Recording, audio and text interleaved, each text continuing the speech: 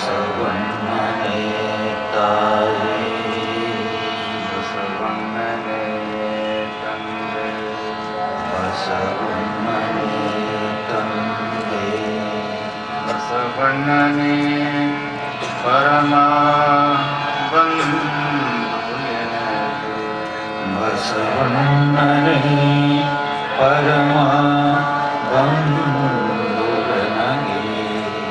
ವಸುದೇಶ ಕಪಿಲ ಸಿದ್ಧ ಮಲ್ಲಿಕಾರ್ಜುನ ವಸುದೇಶ ಕಪಿಲ ಸಿದ್ಧ ಮಲ್ಲಿಕಾರ್ಜುನ ನಿಮ್ಮ ಹೆಸರಿಟ್ಟ ಊರು ಬಸವಣ್ಣನಯ್ಯ ನಿಮ್ಮ ಹೆಸರಿಟ್ಟ ಗುರು ಬಸವಣ್ಣನಯ್ಯ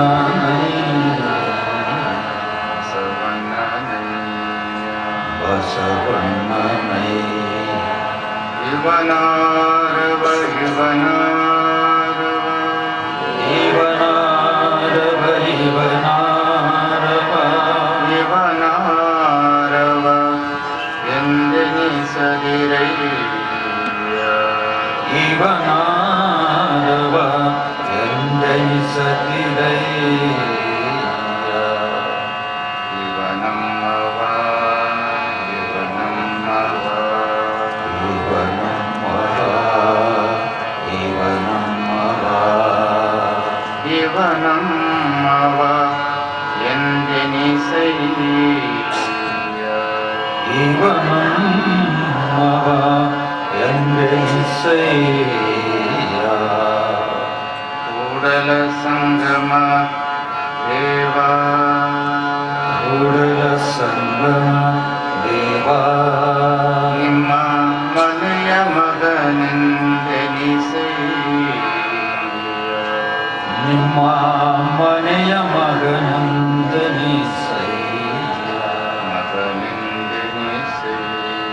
ಮಗನೆಂದೆನಿಸಯ್ಯ ಶ್ರೀ ಗುರು ಬಸವ ಲಿಂಗಾಯ ನಮಃ ಶ್ರೀ ಗುರು ಬಸವ ಲಿಂಗಾಯ ನಮಃ ಶ್ರೀ ಗುರು ಬಸವ ಲಿಂಗಾಯ ನಮಃ ಶ್ರೀ ಗುರು ಬಸವ ಲಿಂಗಾಯ ನಮಃ ಶ್ರೀ ಗುರು ಬಸವ ಲಿಂಗಾಯ ನಮಃ ಶ್ರೀ ಗುರು ಬಸವ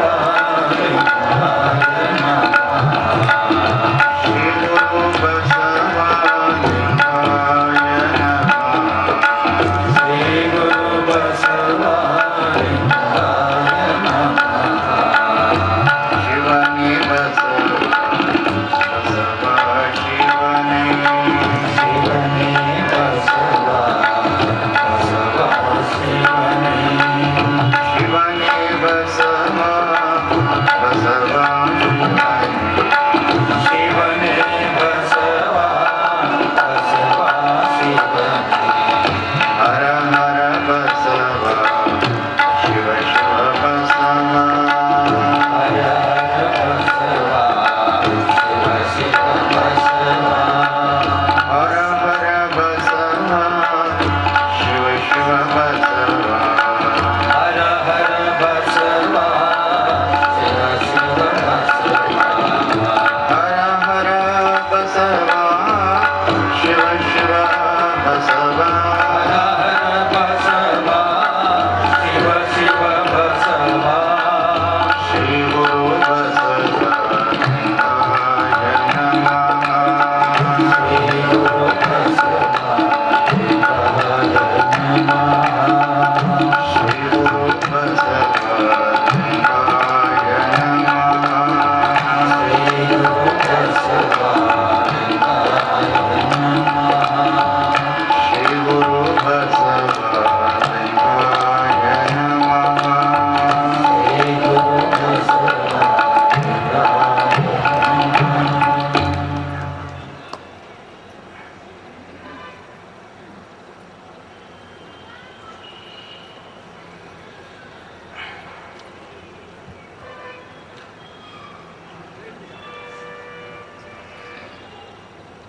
ಶಿವಚಿಂತೆ ಶಿವಧ್ಯಾನ ಇಲ್ಲದ ಮನುಜರು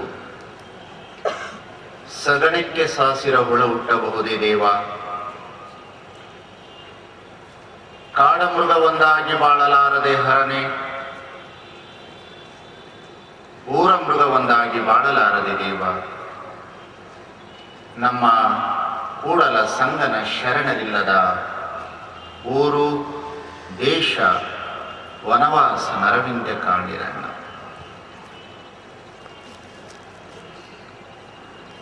ದೇವರ ಸ್ವರೂಪವನ್ನು ಕುರಿತು ಚಿಂತನೆ ಮಾಡ್ತಾ ಇದ್ದೇವೆ.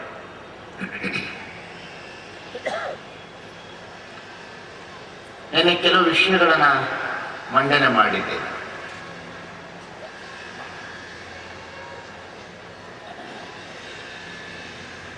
ಯಾವುದಕ್ಕೆ ಹುಟ್ಟಿದೆಯೋ, ಯಾವುದಕ್ಕೆ ಸಾವಿದೆಯೋ ಅದು ದೇವರಲ್ಲ. ಹುಟ್ಟು ಸಾವುಗಳನ್ನು ಮೀರಿರ್ತಕ್ಕಂತಹ ಅಗೋಚರವಾದ ಒಂದು ಶಕ್ತಿಗೆ ದೇವರು ಅಂತ ಕರೀತಾರೆ.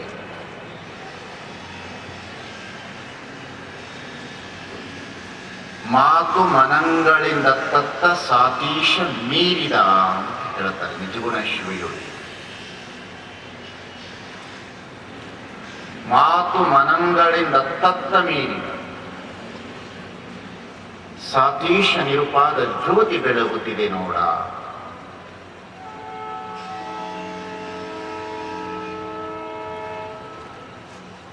ಇಲ್ಲಿ ಬಹಳ ಮುಖ್ಯವಾಗಿ ನಿನ್ನೆ ನಾನು ಹೇಳಿದೆ, ಈ ಪೌರಾಣಿಕ ಕಲ್ಪನೆಯಲ್ಲಿ ಕಂಡುಬರುವ ದೇವರುಗಳ ವಿಷಯಗಳನ್ನು ಕುರಿತು ನಿನ್ನೆ ನಾನು ಚಿಂತನೆ ಮಾಡಿದೆ.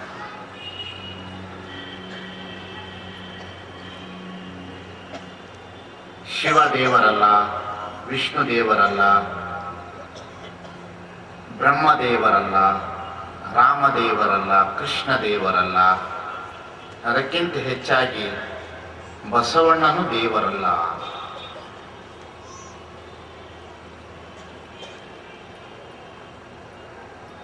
ಕಾರಣ ಸೃಷ್ಟಿಗೆ ವಿರೋಧವಾಗಿರ್ತಕ್ಕಂತಹ ಸಿದ್ಧಾಂತ ಪ್ರಾರಂಭ ಆಗಬಾರದು. ಹಾಗಾದರೆ ಈ ಶರಣರು ಶಿವಚಿಂತೆ ಶಿವಧ್ಯಾನ ಅಂತ ಹೇಳಿದರು. ಹಾಗಾದ್ರೆ ಯಾವ ಶಿವನ ಚಿಂತೆ, ಯಾವ ಶಿವನ ಧ್ಯಾನ? ಶಿವ ಅಂತ ಹೇಳಿದ್ರೆ ಮಂಗಲ, ಇಟ್ ಇಸ್ ಹೋಲಿನೆಸ್. ಶಿವ ಅಂತ ಹೇಳಿದ್ರೆ ಇಟ್ ಇಸ್ ಹೋಲಿನೆಸ್, ಮಂಗಲಕರವಾದುದು, ಕಲ್ಯಾಣಕರವಾದುದು.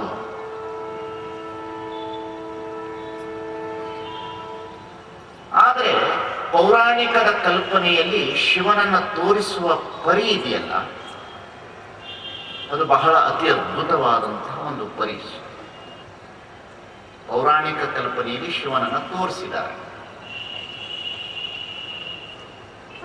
ಅದು ಬಹಳ ಅತಿ ಅದ್ಭುತವಾದಂತಹ ಒಂದು ಚಿಂತನೆ. ಅಂದರೆ ನಾಗರಿಕತೆ ಬೆಳೆಯುವ ಪೂರ್ವದಲ್ಲಿ, ಶಿಕ್ಷಣ ಬರುವ ಪೂರ್ವದಲ್ಲಿ, ಮನುಷ್ಯರಿಗೆ ದೇವರು ಅಂದ್ರೆ ಯಾರು ಅಂತ ತೋರಿಸಬೇಕಾದಂತಹ ಸಂದರ್ಭದಲ್ಲಿ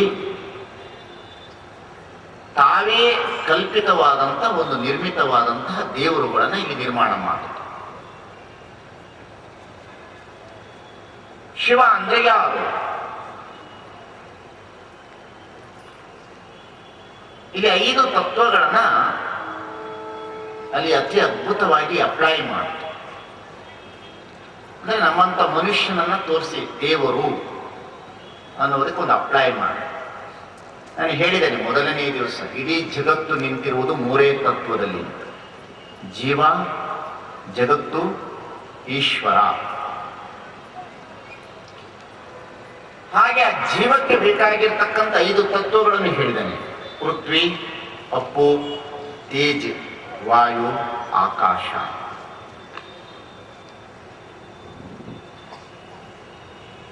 ಈ ಜನರಿಗೆ ದೇವರು ಅಂದ್ರೆ ಯಾರು ತಿಳಿಸ್ಬೇಕಾಗಿತ್ತು. ಒಂದು ಪೌರಾಣಿಕ ಕಲ್ಪನೆಯಲ್ಲಿ ದೇವರು ಅಂದ್ರೆ ಯಾರು? ಅದಕ್ಕಾಗಿ ಅವ್ರೇನ್ ಮಾಡಿದ್ರು, ಒಬ್ಬ ಪುರುಷನ ಆಕಾರವನ್ನು ತೆಗೆದುಕೊಂಡು, ಒಂದು ಪುರುಷನ ಆಕಾರವನ್ನು ತೆಗೆದುಕೊಂಡು ಪೃಥ್ವಿ ತತ್ವವನ್ನೇ ಪಾರ್ವತಿಯನ್ನಾಗಿ ಮಾಡಿ ತೊಡೆಯ ಮೇಲೆ ಕೂರಿಸಿದ್ರು. ಅಂದ್ರೆ ಪೃಥ್ವಿ ಅಂದ್ರೆ ಭೂಮಿ ತಾಯಿ, ಶಕ್ತಿ. ಭೂಮಿಗೆ ಶಕ್ತಿಯನ್ನು ಹೋಲಿಸ್ತಾರೆ ತತ್ವದಲ್ಲಿ. ಅಂದ್ರೆ ಎಲ್ಲವನ್ನ ಹಿಡಿದುಕೊಳ್ಳುವಂತ ಶಕ್ತಿ ಭೂಮಿಗೆ ಇದೆ. ಈ ಜಗತ್ತನ್ನ ಹಿಡ್ಕೊಂಡಿರ್ತಕ್ಕಂಥದ್ದೇ ಭೂಮಿ ಹೇಳ್ತಾರೆ. ಆದ್ರೆ ಭೂಮಿಯನ್ನು ಹಿಡಿದುಕೊಂಡಿರ್ತಕ್ಕಂಥದ್ದು ವಾಯು. ಭೂಮಿಯನ್ನು ಹೇಗೆ ತಿರುಗ್ತದೆ? ಸೂರ್ಯನ ಸುತ್ತ ಭೂಮಿ ಸುತ್ತುತ್ತೆ, ಸೂರ್ಯನ ಸುತ್ತ ಭೂಮಿ ಸುತ್ತುತ್ತೆ, ಭೂಮಿ ಸುತ್ತ ಸೂರ್ಯ ಸುತ್ತುವುದಿಲ್ಲ. ಹಾಗಾಗಿ ಇಲ್ಲಿ ಪೃಥ್ವಿ ತತ್ವವನ್ನೇ ಪಾರ್ವತಿಯನ್ನಾಗಿ ಮಾಡಿ ತೊಡೆ ಮೇಲೆ ಕೂರಿಸಿದ್ರು. ಅವನ ತೊಡೆಯಿಂದ ತೆಗಿಲಿಲ್ಲ, ಅವನ ಹೊರಗಡೆ ಪಕ್ಕದಲ್ಲಿ ಇಟ್ಟರೆ ತತ್ವ ಭಿನ್ನ ಆಗ್ತದೆ. ವ್ಯಕ್ತಿಯ ತೊಡೆ ಮೇಲೆ ಇಟ್ಟು ಪೃಥ್ವಿ. ಅಪ್ಪು ಅಂತ ಹೇಳಿದ್ರೆ ಗಂಗೆ, ಗಂಗೆಯ ತತ್ವವನ್ನು ಏನು ಮಾಡಿದ್ರು ಶಿರದ ಮೇಲೆ ಇಟ್ಟು ಪೃಥ್ವಿ ಅಪ್ಪು, ಗಂಗೆ ಪೃಥ್ವಿ ಅಪ್ಪು ತೋರಿಸ್ಬೇಕಾಗಿತ್ತು ತತ್ವ. ಪೃಥ್ವಿ ಅಪ್ಪು ತೇಜ್. ತೇಜ್ ಅಂತ ಹೇಳಿದ್ರೆ ಮೂರನೆಯ ಉರಿಗಣ್ಣು ನೇತ್ರ. ಈ ಉರಿಗಣ್ಣನ ಏನು ಮಾಡಿದ್ರು, ಶಿವಪ್ಪನ ಮೂರನೆಯ ಅಗ್ನಿಯ ನೇತ್ರ ಅಂತ ಹೇಳಿದ್ರು. ಪೃಥ್ವಿ ಅಪ್ಪು ತೇಜ್. ನಂತರ ಏನು ಮಾಡಿದ್ರು, ವಾಯು ತತ್ವ. ವಾಯು ಅಂದ್ರೆ ಗಾಳಿ. ಈ ಗಾಳಿ ತತ್ವವನ್ನು ಏನು ಮಾಡಿದ್ರು, ಹಾವು 15 ದಿವಸ ಅಲ್ಲ 20 ದಿವಸಗಳ ಕಾಲ ಆಹಾರ ಇಲ್ಲದೆ ಬದುಕಬಲ್ಲದು ವಾಯುವಿನ ಬಲದಿಂದ. ಅದಕ್ಕಾಗಿ ವಾಯು ತತ್ವಕ್ಕಾಗಿ ಸರ್ಪಭೂಷಣ ಅಂತೇಳಿ ಕೊರಳಲ್ಲಿ ಹಾಕಿ, ಒಂದು ಪೃಥ್ವಿ ತೊಡೆಯ ಮೇಲೆ, ಅಪ್ಪು ತಲೆಯ ಮೇಲೆ, ಪೃಥ್ವಿ ಅಪ್ಪು ತೇಜ್ ಅಗ್ನಿ ಹಣೆಯ ಮೇಲೆ, ವಾಯುವಿನ ತತ್ವವನ್ನ ಕೊರಳಿನ ಮೇಲೆ ಇಟ್ಟು 4 ತತ್ವ ಮುಗಿತು. ಇನ್ನೊಂದು ಆಕಾಶ ತತ್ವವನ್ನು ತೋರಿಸ್ಬೇಕಾಗಿತ್ತು. ಆಕಾಶ ತತ್ವ. ಈ ಆಕಾಶ ತತ್ವವನ್ನು ತೋರಿಸ್ಬೇಕಾದ್ರೆ ಏನ್ ಮಾಡಬೇಕಾಗಿತ್ತು, ನಾವು ನಿಂತಾಗ ಮೇಲೆ ಕಾಣುವ ಬಣ್ಣ ನೀಲಿ ಇರುವುದರಿಂದ ಶಿವಪ್ಪನ ಮೈಗೆ ನೀಲಿ ಬಣ್ಣವನ್ನು ಬಳಿದು ಇವನು ಶಿವಪ್ಪ ಅಂತ. ಇದು ನಾನು ಹೇಳೋದು ನಿಮ್ಗೆ ಅರ್ಥ ಆಗ್ತಾ ಇದೆಯಲ್ಲ. ಒಂದೊಂದು ತತ್ವವನ್ನ ಒಂದೊಂದು ವಿಶೇಷವಾದ ಗುಣಗಳನ್ನ ಅಪ್ಲೈ ಮಾಡಿದ್ರು ಒಬ್ಬ ವ್ಯಕ್ತಿಯ ಮೇಲೆ. ವ್ಯಕ್ತಿಯ ಮೇಲೆ ಅಪ್ಲೈ ಮಾಡಿ ಇವನನ್ನ ಶಿವಪ್ಪ. ಈ ಶಿವಪ್ಪ ಇದ್ದಾನಲ್ಲ, ಇದು ಪೌರಾಣಿಕ ಕಲ್ಪನೆ ಶಿವ. ಅಂದ್ರೆ ಪುರಾಣಕಾರರ, ತಾತ್ವಿಕ ಚಿಂತನೆಕಾರರ ಒಂದು ಮಜಲ್, ಅದು ತೋರಿಸುವ ವ್ಯವಸ್ಥೆ. ಆದರೆ ಅದೇ ಪರಿಪೂರ್ಣವಲ್ಲ. ಅಲ್ಲಿ ತೋರಿಸಿರೋದು 5 ತತ್ವ. ಒಂದು ಪೃಥ್ವಿ, ಇನ್ನೊಂದು ಗಂಗೆ, ಇನ್ನೊಂದು ವಾಯು, ಇನ್ನೊಂದು ಆಕಾಶ, ಇನ್ನೊಂದು ಅಗ್ನಿ. ಈ 5 ತತ್ವ ತೋರಿಸ್ಲಿಕ್ಕೆ ಬಂತು. ಆದ್ರೆ ಸೂರ್ಯ ಚಂದ್ರ ಆತ್ಮಗಳನ್ನ ತೋರಿಸ್ಲಿಕ್ಕೆ ಬರಲಿಲ್ಲ ಅಂತ ತಿಳ್ಕೋಬೇಡ್ರಿ. ಅದನ್ನು ತೋರಿಸುದು. ಏನು, ಚಂದ್ರನ ಹಾಕಿದ್ರು, ಇಲ್ಲಿ ಒಂದು ಚಂದ್ರನ ಚಿತ್ರ ತೋರಿಸಿದ್ರು. ಸೂರ್ಯನ ಚಿತ್ರವನ್ನ ಅಗ್ನಿಯ ಮುಖಾಂತರ ಈಗ ಎಳಿಲಿಕ್ಕೆ ಪ್ರಾರಂಭ ಮಾಡಿದ್ರು. ಚಿತ್ರದ ಮುಖಾಂತರ ಸೂರ್ಯಚಂದ್ರ. ಆತ್ಮ ಅನ್ನತಕ್ಕಂಥದ್ದು ಏನು ಅಂತಂದ್ರೆ ಒಳಗಡೆ ಶಿವನ ಹೃದಯದಲ್ಲಿ ಹೀಗೆ ಬೆಳಕನ್ನು ತೋರಿಸ್ತಕ್ಕಂಥ ಒಂದು ಚಿತ್ರನ ತಂದ್ರು. ಇದೆಲ್ಲ ಸಹ ಒಂದು ತಾತ್ವಿಕ ಹಿನ್ನೆಲೆಯನ್ನು ಇಟ್ಟುಕೊಂಡು ಚಿತ್ರ ಬರೆದಿರ್ತಕ್ಕಂಥ ಒಬ್ಬ ಚಿತ್ರಕಾರನ ಒಂದು ಬುದ್ಧಿ. ಇಲ್ಲಿ ನಾನು ನಿಮಗೆ ಏನು ತಿಳಿಸ್ಬೇಕಾಗಿದ್ದೇನೆ ಅಂತಂದ್ರೆ, ಪೌರಾಣಿಕ ಕಲ್ಪನೆಯ ಶಿವ ಬೇರೆ, ಐತಿಹಾಸಿಕ ಕಲ್ಪನೆಯ ಶಿವ ಬೇರೆ. ಐತಿಹಾಸಿಕ ಕಲ್ಪನೆಯ ಶಿವ ಅಂತ ಹಿಮಾಲಯದ ತಪಸ್ಸಿನಲ್ಲಿ ಒಬ್ಬ ಯೋಗಿ ರಾಜ ಹಾಗೆ ಹೋಗಿದ್ದಾನೆ. Is the historical person.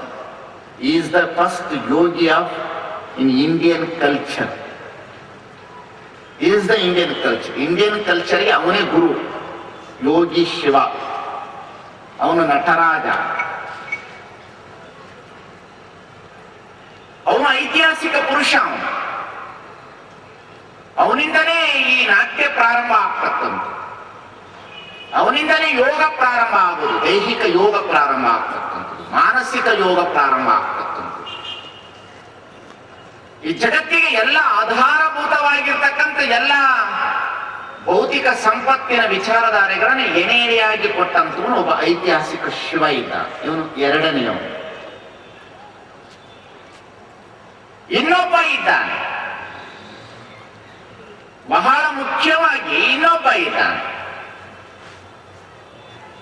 ಯಾರಿದ್ದಾರೆ ಅಂತಂದ್ರೆ, ಪೌರಾಣಿಕ ಕಲ್ಪನೆಯ ಶಿವ, ಐತಿಹಾಸಿಕ ಶಿವ, ಇನ್ನೊಂದು ತಾತ್ವಿಕ ಶಿವ, ಅಂದ್ರೆ philosophical knowledge Shiva. Philosophical knowledge ಮತ್ತು ಈ ಸೃಷ್ಟಿಗೆ ಅಗೋಚರವಾದಂತ ಒಂದು ಶಕ್ತಿ ಇದೆ, ಅದಕ್ಕೆ ಶಿವ ಅಂತ ಹೇಳ್ತಾರೆ. ಇಲ್ಲಿ ಮುಖ್ಯವಾಗಿ ಶರಣರು ಶಿವ ಚಿಂತೆ, ಶಿವ ಧ್ಯಾನ ಅಂತ ಹೇಳಿದರು. ಶಿವ ಅಂತ ಹೇಳಿದ್ರೆ ಮೊಟ್ಟ ಮೊದಲನೇದಾಗಿ ನಿಮ್ಮ ಕಲ್ಪನೆಗೆ ಏನು ಬರಬೇಕು? ಇಟ್ ಇಸ್ ಮಂಗಲ, ಇಟ್ ಇಸ್ ಹೋಲಿನೆಸ್, ಬೇರೆ ಏನು ಕಾಣಬಾರದು. ಹಾಗಾದ್ರೆ ಇವೆಲ್ಲವೂ ತತ್ವಗಳು ಅದರೊಳಗಡೆ ಅಗೋಚರವಾಗಿದೆ, ಅದರಿಂದಲೇ ಹೊರಹೊಮ್ಮಿರ್ತಕ್ಕಂಥದ್ದು ಇವೆಲ್ಲವೂ. ಅದಕ್ಕೆ ಲೀಲೆಯಾದರೆ ಉಮಾಪತಿ, ಲೀಲೆ ತಪ್ಪಿದರೆ ಸ್ವಯಂಭು ಗುಹೇಶ್ವರ ಅಂತ. ಲೀಲೆಯಾದರೆ ಉಮಾಪತಿ, ಉಮಾಪತಿ ಅಂತಂದ್ರೆ ಉಮಾ ಅಂತಂದ್ರೆ ಅದು ಶಕ್ತಿ. ಉಮಾ ಅಂತಂದ್ರೆ ಮಹೇಶ್ವರಿ ಅಲ್ಲ, ಶಕ್ತಿ. ಪದಗಳು ಯಾವತ್ತೂ ಸಹ, ನಾನು ಅದಕ್ಕೆ ಇವತ್ತು ಬೆಳಿಗ್ಗೆ ಯಾರ ಜೊತೆಗೆ ಮಾತನಾಡುವಾಗ ಹೇಳಿದೆ, ನೀವು ದೇವರನ್ನ ಕೃಷ್ಣ ಅಂದ್ರೆ ಆದ್ರೆ ಕೃಷ್ಣ ದೇವರಲ್ಲ, ದೇವರನ್ನ ಶಿವ ಅಂದ್ರೆ ಆದ್ರೆ ಶಿವ ದೇವರಲ್ಲ, ದೇವರನ್ನ ರಾಮ ಅಂದ್ರೆ ಆದ್ರೆ ರಾಮ ದೇವರಲ್ಲ, ದೇವರನ್ನ ಬಸವಣ್ಣ ಅಂದ್ರೆ ಆದ್ರೆ ಬಸವಣ್ಣ ದೇವರಲ್ಲ. ಇದು ಬಹಳ ಮಜಾ ಅದ. ನಾನು ಹೇಳೋದು ಗೊತ್ತಾಗ್ತಾ ಇದೆಯಲ್ಲ ನಿಮಗೆ? ದೇವನೊಬ್ಬ ನಾಮ ಹಲವು, ಇಲ್ಲಿ ಹಲವು ನಾಮಗಳಿಂದ ದೇವರನ್ನ ಕರಿಬಹುದು, ಆದ್ರೆ ಇರುವ ದೇವರು ಒಬ್ಬನೇ. ಹಾಗಾದ್ರೆ ಕರೆಯುವಂತಹ ಪದಗಳು ಕೇವಲ ಶಬ್ದವಾಗಬೇಕೆ ಹೊರತು ವ್ಯಕ್ತಿ ಆಗಬಾರದು. ನಾನು ಹೇಳೋದು ಅರ್ಥ ಆಗ್ತಾ ಇದೆಯಲ್ಲ ನಿಮಗೆ? ಕರೆಯುವ ಪದಗಳು ಶಬ್ದ ಆಗಬೇಕು, ಶಬ್ದದ ಜೊತೆಯಲ್ಲಿ ತತ್ವ ಇರಬೇಕೆ ಹೊರತು ಶಬ್ದ ವ್ಯಕ್ತಿ ಆಗಬಾರದು. ಬಸವಣ್ಣ ಅಂತ ಕರೆದು ಕೂಡ ವ್ಯಕ್ತಿ ಆಗಬಾರದು, ಬಸವಣ್ಣ ಅಂತ ಕರೆದು ಕೂಡ ತತ್ವ ಆಗಬೇಕು. ರಾಮ ಅಂತ ಕರೆದು ಕೂಡ ರಾಮ ಅಂತ ಅಂದು ಕೂಡ ದಶರಥನ ಮಗ ರಾಮ ಆಗಬಾರದು, ರಾಮ ಅಂತ ಕರೆದು ಕೂಡ ತತ್ವ ಆಗಬೇಕಲ್ಲ. ಇಟ್ ಇಸ್ ಓನ್ಲಿ ಒನ್, ಎರಡೆಂಬೇನೆ ಒಂದಾಯಿತು. It is last stage. It is to last stage. ದೇವರ ಅಸ್ತಿತ್ವದ it is to last stage. ಹಾಗಾಗಿ ದೇವರ ಕಲ್ಪನೆ ಇದೆಯಲ್ಲ, ಬಹಳ ಅತಿ ಅದ್ಭುತವಾದಂತಹ ಒಂದು ಕಲ್ಪನೆ. ನಾನು ನಿನ್ನೆ ಒಂದು ಮಾತನ್ನು ಹೇಳಿದೆ, ನಾನೇ ದೇವರಾಗುವುದು ಬೇರೆ, ನನ್ನೊಳಗೆ ದೇವರಿರುವುದು ಬೇರೆ.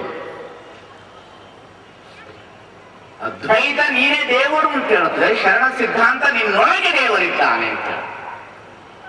ನಾನು ಹೇಳೋದು ಸರಿಯಾಗಿ ಅರ್ಥ ಮಾಡ್ಕೊಳ್ಬೇಕು.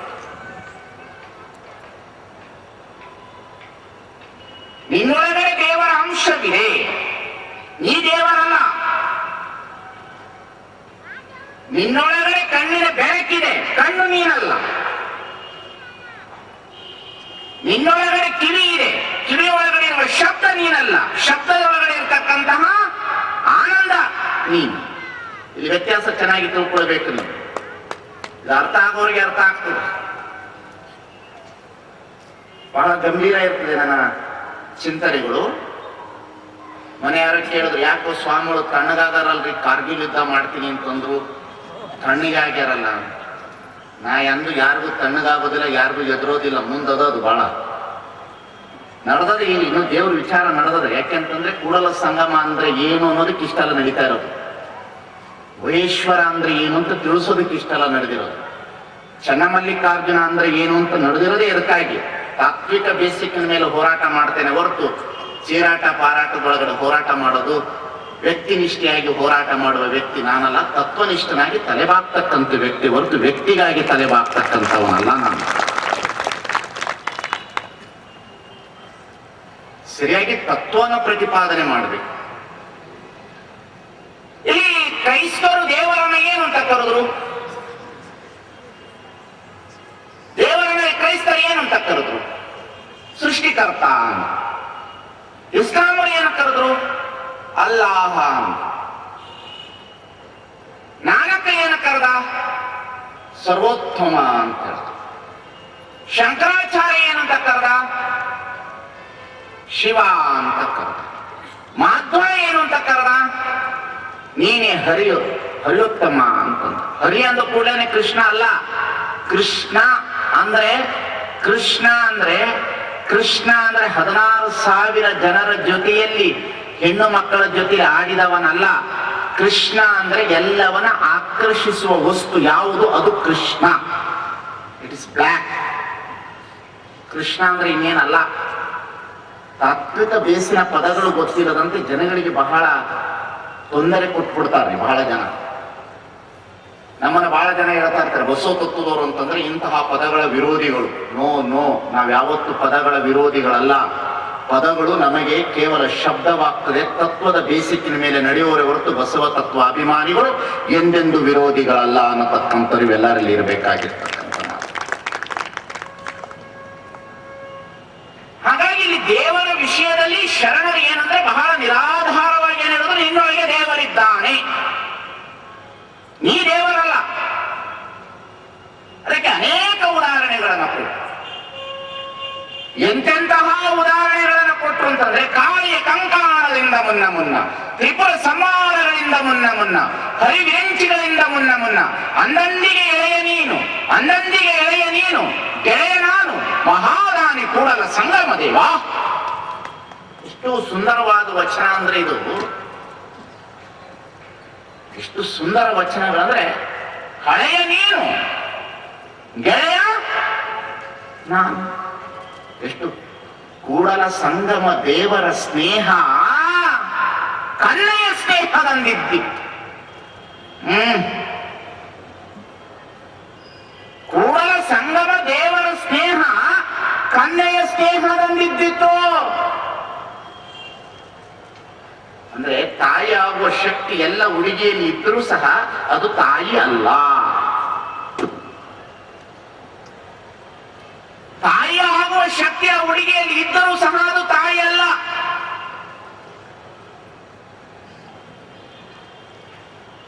ಕೂಡಲ ಸಂಗಮ ದೇವರ ಸ್ನೇಹ ಕನ್ನೆಯ ಸ್ನೇಹದಂದಿತ್ತು. ಮೊಟ್ಟೆ ಒಳಗಡೆ ಎಲ್ಲ ಶಕ್ತಿ ಇತ್ತು, ಇರಲಿಲ್ಲ ಅಂತಲ್ಲ. ಹಾಗಂತೇಳಿ ಮೊಟ್ಟೆ ಬಂಜೆ ಅಲ್ಲ, ಗುಹೇಶ್ವರಲಿಂಗ ಬಂಜೆ ಅಲ್ಲ. ಪ್ರಭುದೇವರು ಹೇಳ್ತಾರೆ, ಗುಹೇಶ್ವರಲಿಂಗ ಬಂಜೆಯಲ್ಲ. ಕೂಡಲ ಸಂಗಮ ದೇವರ ಸ್ನೇಹ ಕನ್ನೆಯ ಸ್ನೇಹದಂದಿತ್ತು. ಅಂದ್ರೆ ಹುಡುಗಿ ಒಳಗಡೆ ತಾಯಿಯಾಗುವ ಎಲ್ಲ ಶಕ್ತಿ ಇದೆ. ಹಾಗೆ ಈ ಜಗತ್ತಿನಲ್ಲಿ ಬಂಜೆ ಅನ್ನತಕ್ಕಂಥ ಪದ ಇಲ್ಲ ದೇವರಿಗೆ. ಎಲ್ಲ ಶಕ್ತಿ ಇದೆ. ಇರುವ ಶಕ್ತಿ ಹೊರಹೊಮ್ಮಬೇಕಾಗ್ತದೆ, ಒಟ್ಟು ಹುಟ್ಟಲಿಕ್ಕೆ ಸಾಧ್ಯ ಇಲ್ಲ. It is not birth. Date of birth ಇಲ್ಲ ಈ ಜಗತ್ತಿಗೆ. ಯಾಕೆ? ನಿಮಗೆ ಡೇಟ್ ಆಫ್ ಬರ್ತ್ ಇದೆ, ನನಗೆ ಡೇಟ್ ಆಫ್ ಬರ್ತ್ ಇದೆ, ಬಸವಣ್ಣನಿಗೆ ಡೇಟ್ ಆಫ್ ಬರ್ತ್ ಇದೆ, ಪ್ರಭುದೇವರಿಗೆ ಡೇಟ್ ಆಫ್ ಬರ್ತ್ ಇದೆ.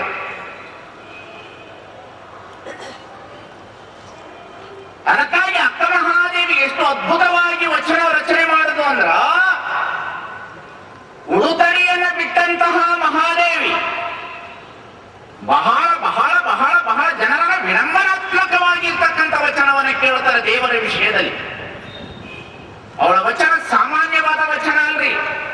ಈ ಜಗತ್ತಿನಲ್ಲಿ ಇಡೀ ಇಡೀ ಇಡೀ ಪೈಗಂಬರ್ ಬರೆದಿರ್ತಕ್ಕಂತಹ ಕುರಾನಿನ ಏಕದೇವ ಉಪಾಸನೆ ಎಲ್ಲ ಸಾರ ಮಹಾದೇವಿಯ ಒಂದು ವಚನ. ತಾಕತ್ತಿರ್ಬೇಕು ಹೇಳೋ ಸ್ವಾಮಿಗೆ.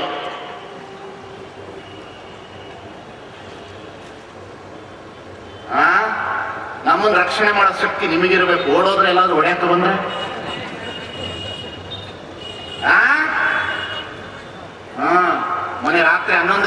ಬಂದಿದ್ರು, ಹೊಡಿತೀವಿ ಅಂತ ಕಡಿತೀವಿ ಅಂತ. ನಮ್ಮ ಹತ್ರ ಯಾರನ್ನು ಕೇಳಲ್ಲ, ನಾನು ನೀವೇ ತಿಳ್ಕೋಬೇಕು. ಸ್ವಾಮಿ ನಿಜವಾದ ತತ್ವ ಹೇಳ್ತೀನಿ ಅಂತಂದ್ರೆ ಒಡೆಯವರು ಬರ್ತಾರೆ ಈ ಜಗತ್ತಿನಲ್ಲಿ. ನಮಗೆ ದುರ್ದೈವ ಇದು ಸಮಾಜಕ್ಕೆ.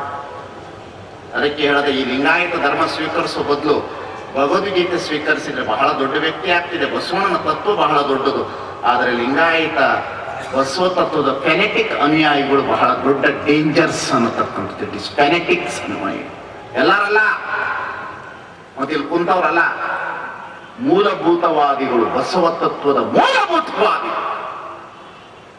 ಭಯೋತ್ಪಾದಕರಿಗಿಂತ ಅರ್ಥ ಅವರು.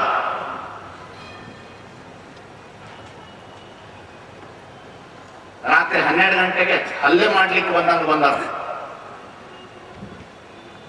ಅದಕ್ಕೆ ನಾನು ವಿಚಾರ ಮಾಡಿದ್ದೀನಿ, ಬೀದರಿಂದ ಹೋಗುವವರೆಗೂ ಅಲ್ಲ, ಬೀದರಿಂದ ಹೋದ ಮೇಲೆ ನನ್ನ ಜೀವನದಲ್ಲಿ ಏನಾದರೂ ಪೆಟ್ಟು ಬಿದ್ದು ನಾನೇನಾದರೂ ತತ್ವ ಹೇಳುವಾಗ ಸತ್ರ, ಯಾರ್ಯಾರು 6 ಜನ ಬಂದಿದ್ರು ಅವ್ರ ಹೆಸರು ಬರೆದೇ ಇಟ್ಟಿರ್ತೀನಿ. ಇವರಿಂದನೇ ನನ್ನ ಮಾರಣಿ ಬಂದಿದ್ದೆ.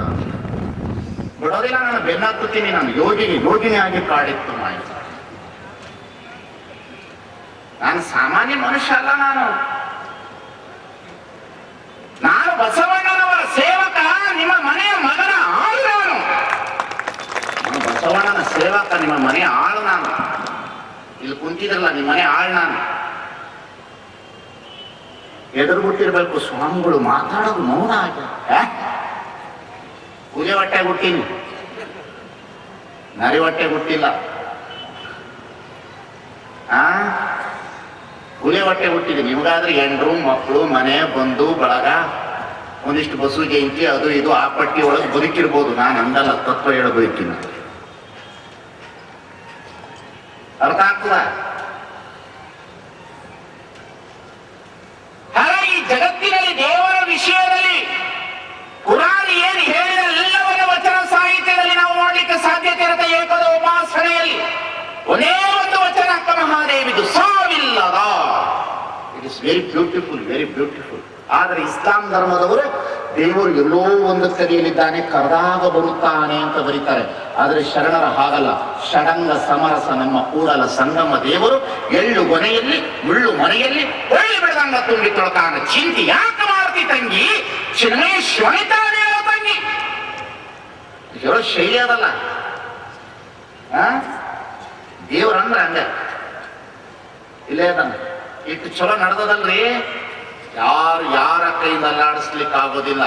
ನನ್ನ ನೈತಿಕ ಮಟ್ಟ ಕುಸಿದಾಗ ನಾನು ಮಾತನಾಡುವುದನ್ನು ಬಿಡ್ತೇನೆ. ನನ್ನ ನೈತಿಕ ಮಟ್ಟವೇ ನನಗೆ ದೇವರು ಅನ್ನತಕ್ಕಂಥದನ್ನು ನಾನು ಚಿಂತನೆ ಮಾಡ್ಕೊಂಡಿದ್ದೆ. ನನ್ನ ನೈತಿಕ ಮಟ್ಟವೇ ನನಗೆ ದೇವರು. ನಾನು ಹಾಗೆ ಬದುಕುವ ಮನುಷ್ಯ.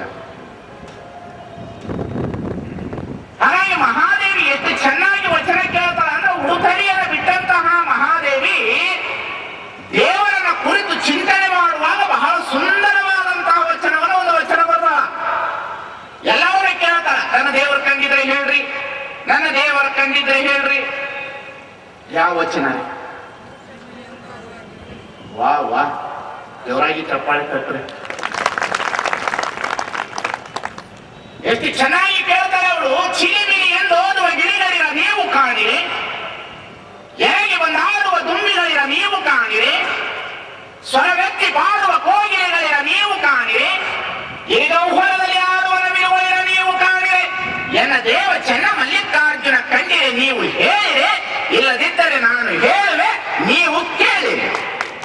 ಹಂಗೆ ಹೇಳಬೇಕು ವಚನ. ವಚನ ಅಂದ್ರೆ ಜೀವನದ ವಚನ. ವಚನ ಅಂತಂದ್ರೆ ಅದು ಬಾಯಿ ಹಾಕಲ್ಲ, ಹೃದಯದ ಮಾತು. ಈ ವಚನ ಬಂದಾಗ ನಾವೆಲ್ಲರೂ ಏನು ತಿಳ್ಕೊಂಡಿದ್ದೀವಿ, ಮಹಾದೇವಿ ಯಾರನ್ನ ಕೇಳೋಣ, ಗಿಳಿನಿ ಕೇಳೋಣ. ಬಹಳ ವಿಡಂಬನೆ ವಚನ ರೀ. ಅವಳಷ್ಟು ವಿಡಂಬನೆ ಮಾಡಿ ಬರೆದಂತಹ ಹೆಣ್ಣು ಮಗಳನ್ನೇ ನೋಡ್ಲಿಕ್ಕೆ ಆಗಲ್ಲ. ಇವತ್ತಿನಿಂದ ಆಕೆಯ ಜೀವನ ಪ್ರಾರಂಭ ಆಗ್ತದೆ. 15 ದಿವಸ ಕೇಳಬೇಕು ನೀವು. 15 ದಿವಸ ಆಕೆ ಜೀವನ ಹೇಳ್ತಾರೆ.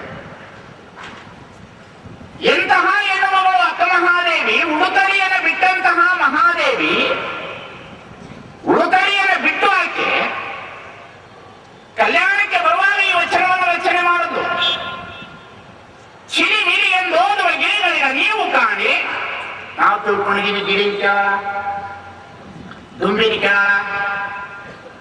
ಕೋಗಿಲೆನ ಕೇಳಾಳ, ನವಿಲುಗಳನ್ನ ಕೇಳಿದಳ, ಎನ್ನ ದೇವ ಕಂಡಿರಿ ನೀವು ಹೇಳಿರಿ, ಇಲ್ಲದಿದ್ದರೆ ನಾನು ಹೇಳುವೆ ನೀವು ಕೇಳಿರಿ ಅಂತ ಹೇಳಾಳ ವಚನ.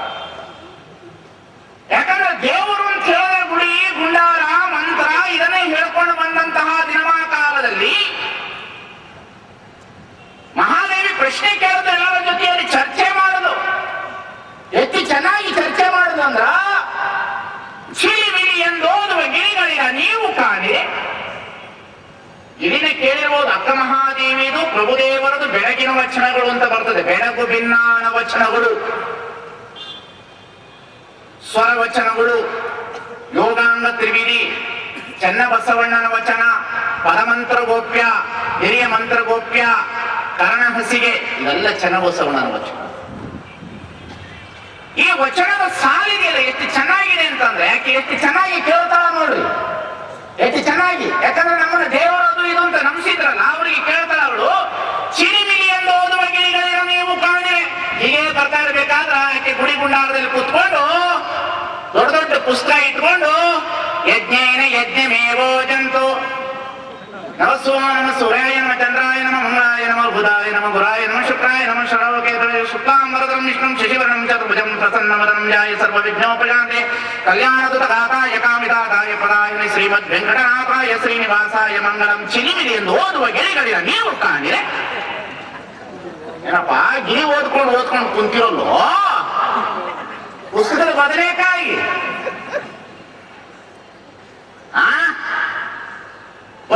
ವಾಗ್ಮಾನರ ಶಬ್ದದ ಭಂಡಾರ ನಿಮ್ಮದು. ಚಿಲಿಮಿಲಿ ಎಂದು ಓದುವ ಗಿಳಿಗಳಿರ ನೀವು ಕಾಣಿರೆ.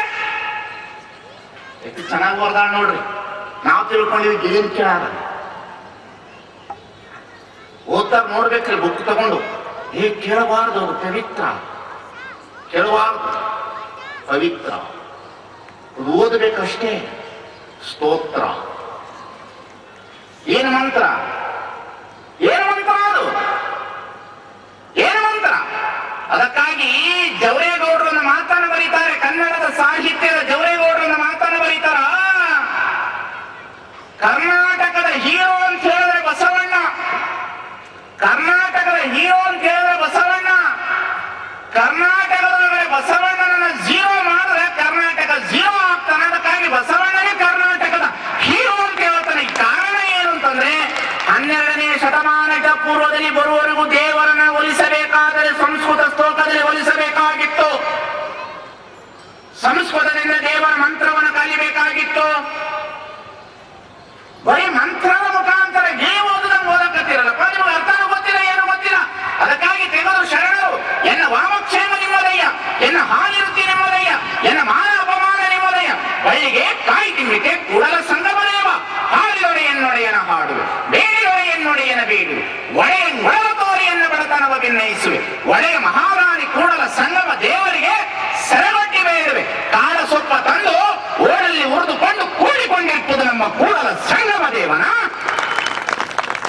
ಶರಣರು ಆಡು ಭಾಷೆಯನ್ನೇ ಮೃಡನ ಭಾಷೆಯನ್ನಾಗಿ ಮಾಡುವುದು. ಚಿಲಿಮಿಲಿ ಎಂದೋದುವ ಗಿಳಿಗಳಿರ ನೀವು ಕಾಣಿರೆ. ನಾನೊಂದು ಶ್ಲೋಕ ಹೇಳ್ತೀನಿ, ನೀವು ಹೇಳ್ಬೇಕು ಅರ್ಥ. ಹೇಳ್ತೀರಿ ನೀವ್ ಹೇಳ್ಬೇಕು. ನಾನೊಂದು ಶ್ಲೋಕ ಹೇಳ್ತೀನಿ, ನೀವೆಲ್ಲರೂ ಅದಕ್ಕೆ ಅರ್ಥ ಹೇಳೋದು. ಒಂದು ವಚನ ಹೇಳ್ತೀನಿ, ಎಷ್ಟೆಂದ್ರಿಗೆ ಅರ್ಥ ಆಯ್ತು ಅಂತ ಹೇಳಿ ಹೇಳ್ತೀರಿ. ಬರಲ್ಲ, ನಮ್ಗೆ ಗವಾಯಿಗೆ ಬರಲ್ಲ ಅಂದ್ರೆ ನನಗೂ ಬರಲ್ಲ. ಅವ್ರು ನಮ್ಮ ಗುರುಗಳು ವಚನ ಹೇಳ್ತಾರೆ. ನಮ್ಮ ಪೂರ್ವಾಶ್ರಮದ ಮನೆ ಒಳಗಡೆ ಒಂದ್ಸಲ ನಾನು ಸಣ್ಣವನಿದ್ದೆ. ನಾಮಕರಣ ಮಾಡಕ್ಕೆ ಬಂದಿದ್ರು ಪುರೋಹಿತರು. ನಾಮಕರಣ ಬಂದಿದ್ರು. ನಾಮಕರಣ ಮಾಡೋದಿಗೆ ಮಂತ್ರ ಹೇಳಕತ್ತಾರ ಅವ್ರು.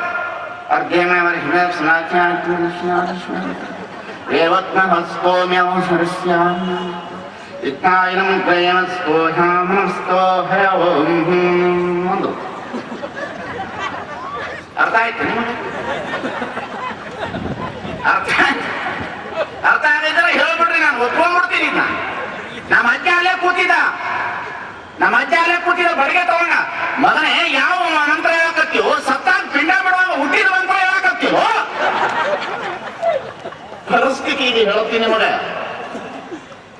ಪಿಂಡ ಬಿಡುವತ್ತೆ ಮಂತ್ರ ಐತಲ್ಲ, ನಮ ಸೂರ್ಯಾಯ ನಮಃ ಅರ್ಘ್ಯೇ ನಮಃ, ಇದನ್ನ ಬಿಟ್ಟ ಹುಟ್ಟದಾಗ ಹೇಳ್ತಾರ್ರಿ ಮಂತ್ರ. ಇದನ್ನ ಹೇಳಿದ್ರು. ಹಿಂಗ್ ಹೇಳ್ಕೊಂಡು ದೇವರಿದ್ದಾರ ಅಂತ ಹೇಳ್ತಿರಲ್ಲಪ್ಪ. ಚಿಲಿಮಿಲಿ ಎಂದು ಓದುವ ಗಿಳಿಗಳಿರ ನೀವು ಕಾಣಿರೆ, ಗಿಳಿ ಓದು ನಮ್ಗೆ ಓದ್ತಾ ಕೂತಿದಿರಲ್ಲೋ ಪುಸ್ತಕವನ್ನ. ಶಬ್ದದಲ್ಲಿ ದೇವರನ್ನ ಕಾಣಲಿಕ್ಕೆ ಸಾಧ್ಯ ಇದೆಯೋ? ಚಿಲಿಮಿಲಿ ಎಂದು ಓದುವ ಗಿಳಿಗಳಿರ ನೀವು ಕಾಣಿರೆ. ನೋ. ಎರಡನೇ ಸಾಲಿಗೆ ಬಂದು ಎರೆಗೆ ಬಂದ ಆಡುವ ದುಂಬಿಗಳಿರ ನೀವು ಕಾಣಿರೆ. ಇದು ಬಹಳ ಬ್ಯೂಟಿಫುಲ್ ರೀ. ಇದು ಎರೆಗೆ ಬಂದ ಆಡುವ ದುಂಬಿಗಳು. ದುಂಬಿ ಏನು ಮಾಡ್ತದ? ಒಂದು ಹೂವಿನ ಮಕರಂದವನ್ನು ಹೀರುವುದಿಲ್ಲ. ದುಂಬಿ ಒಂದು ಮಕರಂದದ ಹೂವನ್ನು ಹೀರುವುದಿಲ್ಲ. ಮಲ್ಲಿಗೆ ಆದ ಮೇಲೆ ಜಾಜಿ, ಜಾಜಿ ಆದ ಮೇಲೆ ಸಂಪಿಗೆ, ಸಂಪಿಗೆ ಆದ ಮೇಲೆ ಸುಗಂಧ, ಸುಗಂಧ ಆದ ಮೇಲೆ ಗುಲಾಬಿ, ಗುಲಾಬಿ ಆದ ಮೇಲೆ ಪಾರಿಜಾತ, ಪಾರಿಜಾತ ಆದ ಮೇಲೆ ಎಷ್ಟು ಪುಷ್ಪಗಳಿವೆ ಒಂದ್ರ ಮೇಲೆ ಒಂದು. ಹಂಗೆ ಎರಗಿ ಬಂದಾಡುವ ದುಂಬಿಗಳಿರ ನೀವು ಕಾಣಿರೆ. ನಿಂತ್ಕೊಂಡು ನೋಡಕತ್ತಿದ್ಲು. ಎಲ್ಲಮ್ಮನ ಗುಡ್ಡ ಬಿಟ್ರು, ದಾನಮ್ಮನ ಗುಡಿಗೆ ಹೋದ್ರು, ತಿರುಪತಿ ಬಿಟ್ರು, 7 ಕೊಲ್ಲಕ್ಕೆ ಹೋದ್ರು, 7 ಕೊಳ್ಳ ಬಿಟ್ರು, 7 ಮಕ್ಕಳ ತಾಯಿಗೆ ಹೋದ್ರು, 7 ಮಕ್ಕಳ ತಾಯಿ ಬಿಟ್ರು, ಇನ್ನೊಂದಕ್ಕೆ ಹೋದ್ರು. ಗುಡಿ ಗುಡಿ ತಿರುಗಾಡಕತ್ತಿರಲು ದುಂಬಿ ತಿರುಗಾಡದಂಗ ನೀವೇನಾದ್ರೂ ಕಂಡಿದ್ದೀನ ದೇವ್ರನ್ನ? ನೀವೆಲ್ಲರೂ ದೇವರನ್ನ ನೋಡಿದ್ರೆ ಎರಗಿ ಬಂದಾಡುವ ದುಂಬಿಗಳಿರ ನೀವು ಕಾಣಿರೆ. ದುಂಬಿಗಳಿದ್ದಂತೆ ನೀವು. ಹೂವಿಂದ ಹೂವಿಗೆ ಹಾರುವ ದುಂಬಿ ಏನನು ಆರ್ತಿ ಆಡ್ತಾಳ. ನಾ ಅಲ್ಲ, ಶ್ರೀನಾಥ್ ಹೋಗ್ಬಿಟ್ಟಿರ್ತಾನ.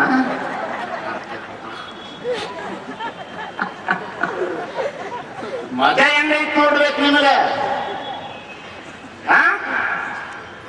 ಎರಗಿ ಬಂದಾಡುವ ದುಂಬಿಗಳು. ನಿಮ್ಮ ಮನಸ್ಸು ಎರಗಾಡ್ತಾ ಇದೆ. ದುಂಬಿ ಅರಿಯಕ್ಕೆ ಒಂದು ಕಡೆ ಏಕಾಗ್ರತೆ ಇದೆಯೋ? ಈ ದೇವರು ಕೊಡ್ಲಿಲ್ಲ ಅಂತಂದ್ರೆ ಆ ದೇವರು ಹೋಗೋದು, ಆ ದೇವರು ಕೊಡ್ಲಿಲ್ಲ ಅಂತಂದ್ರೆ ಈ ದೇವರು ಹೋಗೋದು, ಈ ದೇವರು ಕೊಡ್ಲಿಲ್ಲ ಅಂತಂದ್ರೆ ಆ ದೇವರು ಹೋಗೋದು, ಅದು ಕೊಡ್ಲಿಲ್ಲ ಅಂದ್ರೆ ವೀರಭದ್ರನಿಗೆ ಹೋಗೋದು. ಎರಗಿ ಬಂದಾಡುವ ದುಂಬಿಗಳಿರ ನೀವು ಕಾಣಿರೆ. ನೋಡು ಸ್ವರವ್ಯಕ್ತಿ ಪಾಡುವ ಕೋಗಿಲೆಗಳಿರ ನೀವು ಕಾಣಿರೆ. ನೀವಿಬ್ರು ಬಾರ್ಸಕತ್ತಿಲ್ಲ, ಕಂಡಿದ್ದೇನ? ನೋಡ್ಬೇಕು. ತಾಳ ತಂಬೂರಿ ಹಿಡ್ಕೊಂಡು ದೇವ್ರ ಮುಂದೆ ಹಾಡಿದೆ ಹಾಡಿದು, ಹಾಡಿದೆ ಹಾಡಿದೆ, ಹಾಡಿದೆ ಹಾಡಿದು. ಏನು?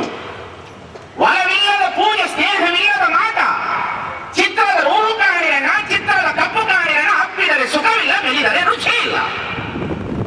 ಏನ್ರಿ ವಚನಗಳು? ತಾಳ ಹಿಡ್ಕೊಂಡು ತಂಬೂರಿ ಹಿಡ್ಕೊಂಡು ಹಾಡಕತ್ತಾರ. ನೋಡ್ಬೇಕು. ಬೆಳಗಾನ ಗುಡಿಯೊಳಗೆ ಭಜನೆ. ಏನು ಭಜನೆ? ಭಜನೆ ಏನು? ತಂಬಾಕು ತಿನ್ನೋದು, ಚಾ ಹೊಡೆಯೋದು. ಚಿದಾನಂದ ರೂಪ ಸಿಂ ಶಿವೋಹಂ ಶಿವೋಹಂ. ಹೊಡಿ ತಂಬಾಕು, ಹೊಡಿ ಚಾ.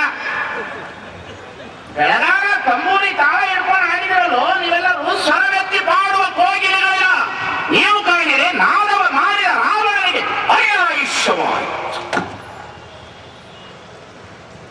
ನಾದವ ಮಾಡಿದ ರಾವಣನಿಗೆ ಅಯ್ಯಾಯುಷ್ಯವಾಯಿತು. ಚಿಲಿಮಿಲಿ ಎಂದೋದುವ ಗಿಳಿಗಳಿರ ವೇದವ ನೋಡಿದ ಬ್ರಹ್ಮನ ಶಿರ ಹೋಯಿತು. ಶರಣ ತತ್ವ ಅಂದ್ರ ಹೇಳೋನಿಗೆ ಎದುಗಾರಿಕೆ ಇರಬೇಕು, ಕೇಳೋನಿಗೆ ಎದುಗಾರಿಕೆ ಇರಬೇಕು.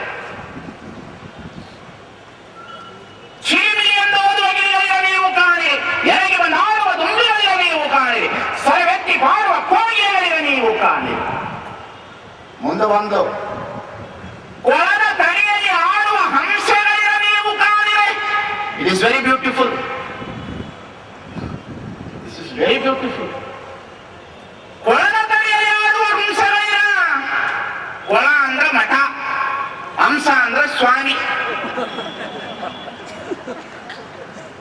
ಕೊಳ ಅಂದ್ರ ಮಠ, ಹಂಸ ತೂಲಿಕ ಮನುಷ್ಯರ ಕುಂತಿಯಲು ಸ್ವಾಮಿ.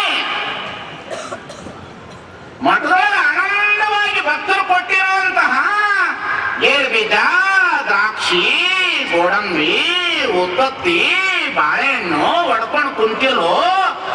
ಎದ್ದು ಬಿಟ್ರೆ ಕೊಳದಿಂದ ಅಂಶ ಎದ್ದು ಬಿಟ್ರೆ ನೋಡಕ್ ಬರೋದಿಲ್ಲ. ನೀ ಅವ್ನು ಕುಂತಿಯಲು ಸನ್ಯಾಸಿ. ನೀನಾದ್ರೂ ದೇವರನ್ನ ಕಂಡಿದ್ದೀನೋ? ಕೊಳದ ತಡೆಯಲ್ಲಿ ಯಾರು ಅಂಶಗಳಿದ್ದಂಗ ನೀವು. ವೆರಿ ವೆರಿ ವಿಡಂಬನೆ. ಯಾಕಂದ್ರೆ ಅವಳಿಗೆ ಸಾವಿಲ್ಲದ ಅನ್ನುವುದು ಬಹಳ ಪರ್ಟಿಕ್ಯುಲರ್ ಆಗಿ ಗೊತ್ತಿದ್ದಕ್ಕೆ. ಏನ ದೇವ ಚನ್ನಮಲ್ಲಿಕಾರ್ಜುನ ದೇವರಿಗೆ ಅವಸರವಾಗಿ ಒಯ್ಯುತ್ತಿರುವೆ. ಹರನೇ ನೀವರಿಗೆ ಗಂಡನಾಗಬೇಕೆಂದು ಅನಂತ ಕಾಲ ತಪಸ್ಸಿದ್ದೆ ನೋಡ. ಕೆಲದ ನೆಂಟಪ್ಪನ ಮೇಲೆ ಉಳಿಯ ಚಪ್ಪರವನಿಕ್ಕಿ ಹಾಲಿಕಲ್ಲ ಹಸೆ ಹಾಸಿ ಕಾಲಿಲ್ಲದ ಹೆಂಡತಿಗೆ ತಲೆಯಿಲ್ಲದ ಗಂಡ ಬಂದ ಮದುವೆಯಾದ ಎಂದೆಂದು ಬೆಳೆದ ಬಾಳುವಿಗೆ ಕೊಟ್ಟರೆನ್ನಲು ಚನ್ನಮಲ್ಲಿಕಾರ್ಜುನ ದೇವ ಎಂಬುವ ಗಂಡ. ಪ್ರಭು ಹಿಂಗ ಮಾತಾಡೋಳಾಕೆ ಅವಳೇನು ಅಂಗಕ್ಕೆ ಅಲ್ಲಾಡಿಲಾಕೆ. ಈ ಜಗತ್ತಿನಲ್ಲಿ ಮಹಾದೇವಿನ ಅಲ್ಲಾಡಿಸಕ್ಕೆ ಯಾರ ಕೈಲಿ ಸಾಧ್ಯ? ಅದಕ್ಕೆ ಮಹಾದೇವಿ ಅಕ್ಕನ ಒಂದು ವಚನ ನಿರ್ವಚನ. ಮಹಾದೇವಿ ಅಕ್ಕನ ಒಂದು ವಚನ ನಿರ್ವಚನ ಕಾಣಿರಣ್ಣ. ಚಿಲಿಮಿಲಿ ಎಂದು ಓದುವ ಗಿಳಿಗಳಿರ ನೀವು ಕಾಣಿರಿ, ಎರಗಿ ಒಂದು ಹಾಡುವ ದುಂಬಿಗಳಿರ ನೀವು ಕಾಣಿರಿ, ಸ್ವರವೆತ್ತಿ ಪಾಡುವ ಕೋಗಿಲೆಗಳಿರ ನೀವು ಕಾಣಿರಿ. ಮುಂದೇನದು? ಒಳದ ಕಡೆಯಲ್ಲಿ ಆಡುವ ಅಂಶಗಳಿರ ಮುಗಿತು. ಮುಂದೊಂದೇನು? ಗಿರಿಗಳು ಹೊರದಲ್ಲಿ ಆಡುವ ನವಿಲುಗಳಿರ ನೀವು ಕಾಣಿರೆ. ಹೆಂಡತಿ ಬಿಟ್ಟು, ಮಕ್ಕಳು ಬಿಟ್ಟು, ಸಮಾಜ ಬಿಟ್ಟು, ಗಡ್ಡ ಬಿಟ್ಕೊಂಡು, ತುರುಬು ಕಟ್ಕೊಂಡು, ನವಿಲಂಗ ಗವಿ ಒಳಗಡೆ ಸನ್ಯಾಸಿಗಳು ಕೂತಿರಲ್ಲೋ ನೀವೇನಾದ್ರೂ ಕಂಡಿರೇನೋ? ಎರಡು ಪ್ರಕಾರದ ಸನ್ಯಾಸಿಗಳು. ಮಠ ಕಟ್ಕೊಂಡು ಕೊಳದೊಳಗಿರೋ ಸ್ವಾಮಿ ಒಬ್ಬ, ಗವಿ ಒಳಗಡೆ ಕೂತ್ಕೊಂಡು ಬಿಟ್ಟಾನ. ಗವಿ ಬಿಟ್ಕೊಂಡು ಗಡ್ಡ ಇಷ್ಟುದ್ದ ಬಿಟ್ಕೊಂಡು ಒಂಟಿ ಕಾಲು ತಪಸ್ಸಿನಲ್ಲಿ ನಿಂತಾನ. ಏನ ದೇವ ಚನ್ನಮಲ್ಲಿಕಾರ್ಜುನ ಕಂಡಿರಿ. ನೀವು ಕಾಣೆ ಏನ ದೇವ ಚನ್ನಮಲ್ಲಿಕಾರ್ಜುನನ ಕಂಡಿರೆ ನೀವು ಹೇಳಿರೆ, ಇಲ್ಲದಿದ್ದರೆ ನಾನು ಹೇಳಿದೆ ನೀವು ಕೇಳಿರೆ. ತಾಕತ್ತದಕ್ಕೆ ನಂದ್ರೆ ನಾನು ಹೇಳ್ತೀನಿ, ನೀವು ಕೇಳ್ರಿ. ಯಾವುದು ನಿನ್ನ ದೇವರು? ಸಾವಿಲ್ಲ, ಕೇಳಿಲ್ಲದ, ರೋಹಿಲ್ಲದ ಚೆಲುವಂಗಾನಲಿದೆನವ. It's very beautiful concept in God. ಶರಣರು ವೆರಿ ಬ್ಯೂಟಿಫುಲ್.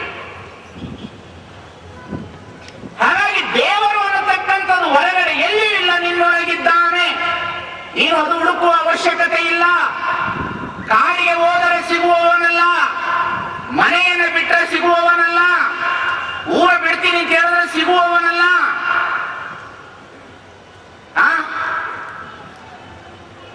ಸಿಗುವವನಲ್ಲ ಅವನು. ನಿನ್ನೊಳಗೆಲ್ಲಿದ್ದಾನೆ, ಯಾವ ರೀತಿಯಲ್ಲಿದ್ದಾನೆ? ಅದಕ್ಕೆ ಮೊಟ್ಟ ಮೊದಲನೆಯ ಚಿಂತನೆ ಇಟ್ಟು ಪಿಂಡಾಂಡಗತವಾದಂತಹ ಚೈತನ್ಯ. ಏನದು? ಪಿಂಡಾಂಡಗತವಾದಂತಹ ಚೈತನ್ಯ. ಈ ಪಿಂಡಾಂಡಗತವಾದಂತಹ ಚೈತನ್ಯ ಅಂತಂದ್ರೆ ಈ ದೇಹದೊಳಗಡೆ ದೇವರಿದ್ದಾನೆ, ಈ ದೇಹದೊಳಗಡೆ ದೇಹಿ ಇದ್ದಾನೆ, ಈ ದೇಹದೊಳಗಡೆ ಆತ್ಮ ಇದೆ, ಆತ್ಮದೊಳಗಡೆ ಪರಮಾತ್ಮನಿದ್ದಾನೆ. ಈ ಆತ್ಮಕ್ಕೂ ಪರಮಾತ್ಮನಿಗೂ ಸಂಬಂಧವಿದೆ. ಈ ಆತ್ಮ ಮತ್ತು ಜಗತ್ತು ಪರಮಾತ್ಮ ಅವಿನಾಭಾವ ಸಂಬಂಧ. ಬಿಚ್ಚಿ ಬೇರಾಗದ, ಬೆರೆಸಿ ಒಂದಾಗದ ಅವಿನಾಭಾವ ಸಂಬಂಧದಿಂದ ಕೂಡಿರ್ತಕ್ಕಂತಹ ಮಹೋನ್ನತವಾದಂತ ಒಂದು ಶಕ್ತಿ ನಿನ್ನೊಳಗಿದೆ. ಇದನ್ನ ನೀನು ತೆಗಿ ಎಂದ್ರು ಶರಣ. ನಾನು ಸ್ವಲ್ಪ ತೆಗಿಲಿಕ್ಕೆ ಪ್ರಾರಂಭ ಮಾಡು ನೀನು. ಅದು ಹೇಗಿದೆ ನಿನ್ನೊಳಗಡೆ? ನಿನ್ನೊಳಗಡೆ ಹೇಗಿದೆಪ್ಪ ಅದು? ಹೇಗಿದೆ? ನಾನು ಮೊದಲೇ ಹೇಳಿದ್ದೇನೆ ನಿಮಗೆ. ಮೊದಲನೇ ದಿವಸ ಪ್ರವಚನದಲ್ಲಿ ಹೇಳಿದರೆ, ಈಗ ಪುನಃ ರಿಪೀಟ್ ಮಾಡ್ತಾನೆ. ಈ ದೇಹ ಹೇಗಾಗಿದೆ ನೆನೆ ಹೇಳಿದ್ದೇನೆ. ಜಡದೊಳಗಡೆ ಜಡ ಇದೆ, ಜಡದೊಳಗಡೆ ಚೇತನನು ಇದೆ. ಈ ಜಡದೊಳಗಡೆ ಚೇತನನು ಇದೆ, ಚೇತನದೊಳಗಡೆ ಜಡನೂ ಇದೆ. ಇದು ಹೇಳಿದೆ ನಾನು. ಮುಖ್ಯವಾಗಿ ಈ ದೇಹ ಹೇಗಾಗಿದೆ ಅಂದ್ರೆ ಈ ಪೃಥ್ವಿ ಆಗಿದೆ. ಪೃಥ್ವಿ ಅಂದ್ರೆ ಭೂಮಿ. ಭೂಮಿಯ ತತ್ವದಿಂದ ಈ ದೇಹಗಳಾಗಿದೆ. ಎಲುವು, ಮಾಂಸ, ಕೂದಲು, ಉಗುರು ಹಾಗೂ ಚರ್ಮ. ಇದು ಭೂಮಿಯ ತತ್ವದಿಂದ ಆಗಿರ್ತಕ್ಕಂಥ ಅಂಶಗಳು ಈ ಮೂರು. ಇನ್ನು ಇದರೊಳಗಡೆ ಎಲುವು, ಈ ಮೂಳೆ ಭೂಮಿಯಿಂದ ಆಗಿರ್ತಕ್ಕಂಥ, ಮಾಂಸ ಭೂಮಿಯಿಂದ ಆಗಿರ್ತಕ್ಕಂಥ, ಕೂದಲು ಭೂಮಿಯಿಂದ ಆಗಿರ್ತಕ್ಕಂಥ, ಉಗುರು ಭೂಮಿಯಿಂದ ಆಗಿರ್ತಕ್ಕಂಥ, ಚರ್ಮ ಭೂಮಿಯಿಂದ ಆಗಿದೆ. ನೀವು ಅನ್ಬೋದು ಉಗುರು ಹೇಗೆ ಭೂಮಿಯಿಂದ ಆಗಿದೆ? ಯಾವುದು ವಸ್ತು ಭೂಮಿಯೊಳಗೆ ಹಾಕಿದಾಗ ಇರುವವರೆಗೂ ಅದು ಬೆಳೆ ಕೊಡ್ತಾನೆ ಇರ್ತದೆ. ಹಾಗೆ ಈ ದೇಹದಲ್ಲಿ ಕೂದಲು ಬೆಳೀತಾನೆ ಇರ್ತದ, ಉಗುರು ಬೆಳೀತಾನೆ ಇರ್ತದೆ. ಒಬ್ಬ ವ್ಯಕ್ತಿ ಸತ್ತ ನಂತರ 6 ತಿಂಗಳ ಕಾಲ ಭೂಮಿಯ ಒಳಗಡೆ ಅವನ ಕೂದಲು ಬೆಳೀತದ. ಕೂದಲು ಬೆಳೀತಾ ಇರ್ತದೆ. ಕೂದಲು ಅಂದ ಕೂಡ ನಮ್ಮ ಎದುರಿಗೆ ಕೂತವ್ರಿಗೆ ಎಷ್ಟು ಸಂತೋಷ ನೋಡ್ರಿ. ಬಾಚಣಿಗೆ ತಗೊಂಡು ಕೂದಲು ಬಾಚ್ಕೊಳ್ತದಾರ ಅವ್ರ ಖುಷಿಯಿಂದ. ಅವ್ರ ಕೂದಲು ಎಷ್ಟು ಸೌಂದರ್ಯ ಪ್ರಜ್ಞೆ. ಒಬ್ರು ಬಾಚಣಿಗೆ ತಗೊಂಡು ಬಾಚ್ಕೊಳಕತ್ತಾರ ನಮ್ಮ ಎದುರಿಗೆ. ಎಷ್ಟು ಸೌಂದರ್ಯ ಪ್ರಜ್ಞೆ, ಎಷ್ಟು ಆನಂದ. ಮನುಷ್ಯನಿಗೆ ಎಷ್ಟು ಆನಂದ, ಎಷ್ಟು ಸೌಂದರ್ಯ, ಎಷ್ಟು ಖುಷಿ, ಎಷ್ಟು ಸ್ಥಾನ. ಅಂದ್ರೆ ಸೌಂದರ್ಯ ಪ್ರಜ್ಞೆ ಜಾಗನೂ ಗೊತ್ತಾಗೋದಿಲ್ರಿ. ಸೌಂದರ್ಯ ಪ್ರಜ್ಞೆಗೆ ಸ್ಥಳನೂ ಗೊತ್ತಾಗಲ್ಲ. ಒಂದ್ಸಲ ಮಹಾತ್ಮ ಗಾಂಧೀಜಿಯವರು ರವೀಂದ್ರನಾಥ್ ಟ್ಯಾಗೋರ್ ಹತ್ರ ವಾಕಿಂಗ್ ಹೋಗೋಣ ಅಂತ ಬಂದಿದ್ರು. ನಾವು ಬಹಳ ನಗು ಸಿಗ್ತಾ ಇರ್ತದ್ರಿ. ರವೀಂದ್ರನಾಥ ಟ್ಯಾಗೋರ್ ಹತ್ರ ಮಹಾತ್ಮ ಗಾಂಧೀಜಿಯವರು ವಾಕಿಂಗ್ ಹೋಗೋಣ ಅಂತ ಬಂದಿದ್ರು. ಅಂದ್ರೆ ಅವ್ರ ಸೌಂದರ್ಯ ಪ್ರಜ್ಞೆ ನೋಡಿ ಅದು ನೆನಪು ಬಂತು ನಮಗೆ. ನಮ್ಮ ಶರಣರ ಸೌಂದರ್ಯ ಪ್ರಜ್ಞೆ ನೋಡಿ. ರವೀಂದ್ರನಾಥ ಟ್ಯಾಗೋರ್ ಹತ್ರ ಮಹಾತ್ಮ ಗಾಂಧೀಜಿಯವರು ಬಂದ್ರಂತೆ. ಮಹಾತ್ಮ ಗಾಂಧೀಜಿಯವರು ವಾಕಿಂಗ್ ಹೋಗೋಣ ಅಂತ. ರವೀಂದ್ರನಾಥ ಟ್ಯಾಗೋರ್ ಅವರು ಬರೆಯೋರು, ಬಹಳ ದೊಡ್ಡ ಗೀತಾಂಜಲಿ ಬರೀತಕ್ಕಂಥ ರವೀಂದ್ರನಾಥ ಟ್ಯಾಗೋರ್ ಅವರು. ರವೀಂದ್ರನಾಥ ಟ್ಯಾಗೋರ್ ಅರ್ಧ ಗಂಟೆ ಆದ್ಮೇಲೆ ಬಂದ್ರು. ಗಾಂಧೀಜಿಯವರು ಹೇಳಿದ್ರಂತೆ, ಅಲ್ರಿ ವಾಕಿಂಗ್ ಹೋಗ್ಲಿಕ್ಕೆ ಅರ್ಧ ಗಂಟೆ ಆಯ್ತು ನಾನು ಬರ್ಲಿಕ್ಕೆ, ನೀವು ಇಷ್ಟು ಲೇಟಾಗಿ ಬಂದ್ರಲ್ಲ, ಏನ್ ಟೈಮ್ಗೆ ಏನು ಬೆಲೆ ಇಲ್ವಾ ಅಂತ. ಅವಾಗ ರವೀಂದ್ರನಾಥರು ಬಹಳ ಸ್ಟ್ರಿಕ್ಟ್ಲಿ, ಒಳ್ಳೆ ಕೋಟು, ಸೆಂಟು, ತಲೆಬಾಚರು, ಸೌಂದರ್ಯ ಪ್ರಜ್ಞೆ ಬಹಳ ಇತ್ತು. ಸೌಂದರ್ಯ ಪ್ರಜ್ಞೆ ಬಹಳ ಇತ್ತು ರವೀಂದ್ರನಾಥ ಟ್ಯಾಗೋರ್ ಹತ್ರ. ಗಾಂಧೀಜಿ ಕೇಳಿದ್ರಂತೆ, ಅರ್ಧ ಗಂಟೆ ವೇಸ್ಟ್ ಮಾಡಿದ್ರಲ್ಲ. ಅವಾಗ ಗಾಂಧೀಜಿಗೆ ರವೀಂದ್ರನಾಥ ಟ್ಯಾಗೋರ್ ಹೇಳಿದ್ರಂತೆ, ನಮ್ಮನ್ನು ನೋಡಿದ್ರೆ ಇನ್ನೊಬ್ಬರಿಗೆ ಹಿಂಸೆ ಆಗಬಾರ್ದು, ಅವರಿಗೆ ಹಿಂಸೆ ಗಾಂಧೀಜಿ ಅಂತ. ಅರ್ಥ ಆಯ್ತಾ ನಾ ಹೇಳೋದು? ಅರ್ಥ ಅವರು ಬಹಳ ಸೂಕ್ಷ್ಮವಾಗಿ ಅರ್ಥ ಆಗ್ತದ. ಹಾಗೆ ಈ ದೇಹದಲ್ಲಿ ಕೂದಲು ಬೆಳೀತಾನೆ ಇರ್ತದ. ಕೂದಲಿಗೆ ಬಹಳ ಬೆಲೆ ರೀ. ಕೂದಲಿಗೆ ಎಷ್ಟು ಬೆಲೆ ಅಂತೇಳಿ ತಿರುಪತಿ ತಿಮ್ಮಪ್ಪನ ಹತ್ರ ಕೇಳಬಹುದು. ಎಷ್ಟು ಹೋಗ್ತದ, ಕೋಟಿ ಗಟ್ಟಲೆ ದುಡ್ಡು ಬರೀ ಕೂದಲ ಮೇಲೆ ವ್ಯಾಪಾರದ ದೇವಸ್ಥಾನ. ಬರೀ ಕೂದಲ ಮೇಲೆ ಏನ್ರಿ? ಕೂದಲು ಅಲ್ಲೋಗಿ ಬೋಳಿಸ್ಕೊಂಡು ಬರ್ತಾರೆ. ನನಗೆ 5 ರೂಪಾಯಿ ಕೊಡ್ರಿ ಬೋಳಿಸ್ತೀನಿ ಅಂದ್ರೆ ಒಬ್ರು ಬರೋದು.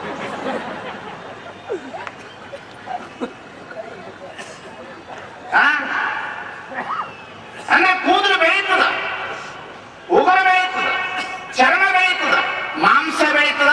ಇದು ಪೃಥ್ವಿ ತತ್ವದಿಂದ ಆಗಿರ್ತಕ್ಕಂಥದ್ದು. ಅಪ್ಪು ಜಲತತ್ವ, ನೀರಿನ ತತ್ವ ಇದೆ ದೇಹದೊಳಗಡೆ. ಈ ಮೂಗಿನಿಂದ ನೀರು ಹೋಗ್ಬೇಕು, ಈ ಮೂಗಿನಿಂದ ನೀರು ಹೋಗ್ಬೇಕು, ಕಣ್ಣಿನಿಂದ ಹೋಗಬೇಕು. 9 ನವದ್ವಾರಗಳಿಂದ ನೀರು ಹೋಗ್ಬೇಕು, 9 ನವದ್ವಾರಗಳಿಂದ ಗಾಳಿನೂ ಹೋಗಬೇಕು. ನಾನು ಮೊನ್ನೆ ಒಂದು ಕರ್ಣಹಸಿಗೆ ಗೀತೆ ಹಾಡಿದ್ದೇನೆ, ನಿಮಗೆ ನೆನಪಿರಬಹುದು. ನವಸೂತ್ರ ಪಟ್ಟಣದ ನವದ್ವಾರ ಬೀದಿಯೋಳು, ನವನಾಳ ಬಾಗಿಲೋಳು, ನವ ಕಳಶ. ಈ 9 ದ್ವಾರದಲ್ಲಿ ಗಾಳಿನೂ ಹೋಗ್ಬೇಕು, 9 ದ್ವಾರದಲ್ಲಿ ನೀರು ಹೋಗ್ಬೇಕು. ಪೃಥ್ವಿ, ತೇಜ್, ಅಗ್ನಿ ತತ್ವ ಇದೆ, ವಾಯು ಇದೆ, ಆಕಾಶ ತತ್ವ.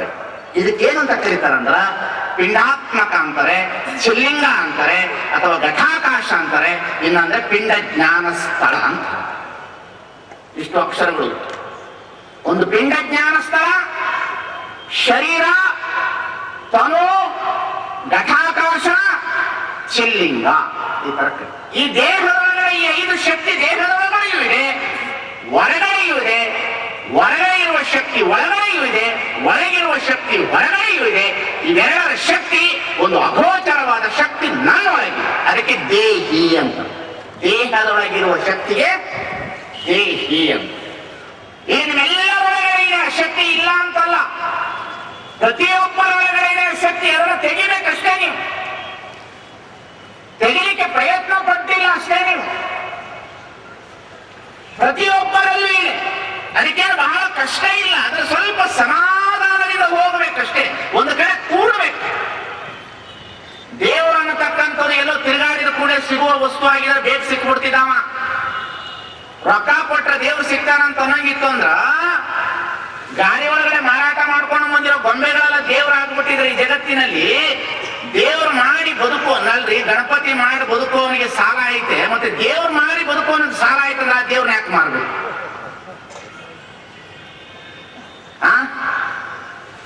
ಹೋಗ್ಲಿ, ಇದನ್ನ ದೇವರು ಅಂತ ನಂಬಿರ್ತಾನಲ್ಲ. ಮಂಗಳಾರತಿ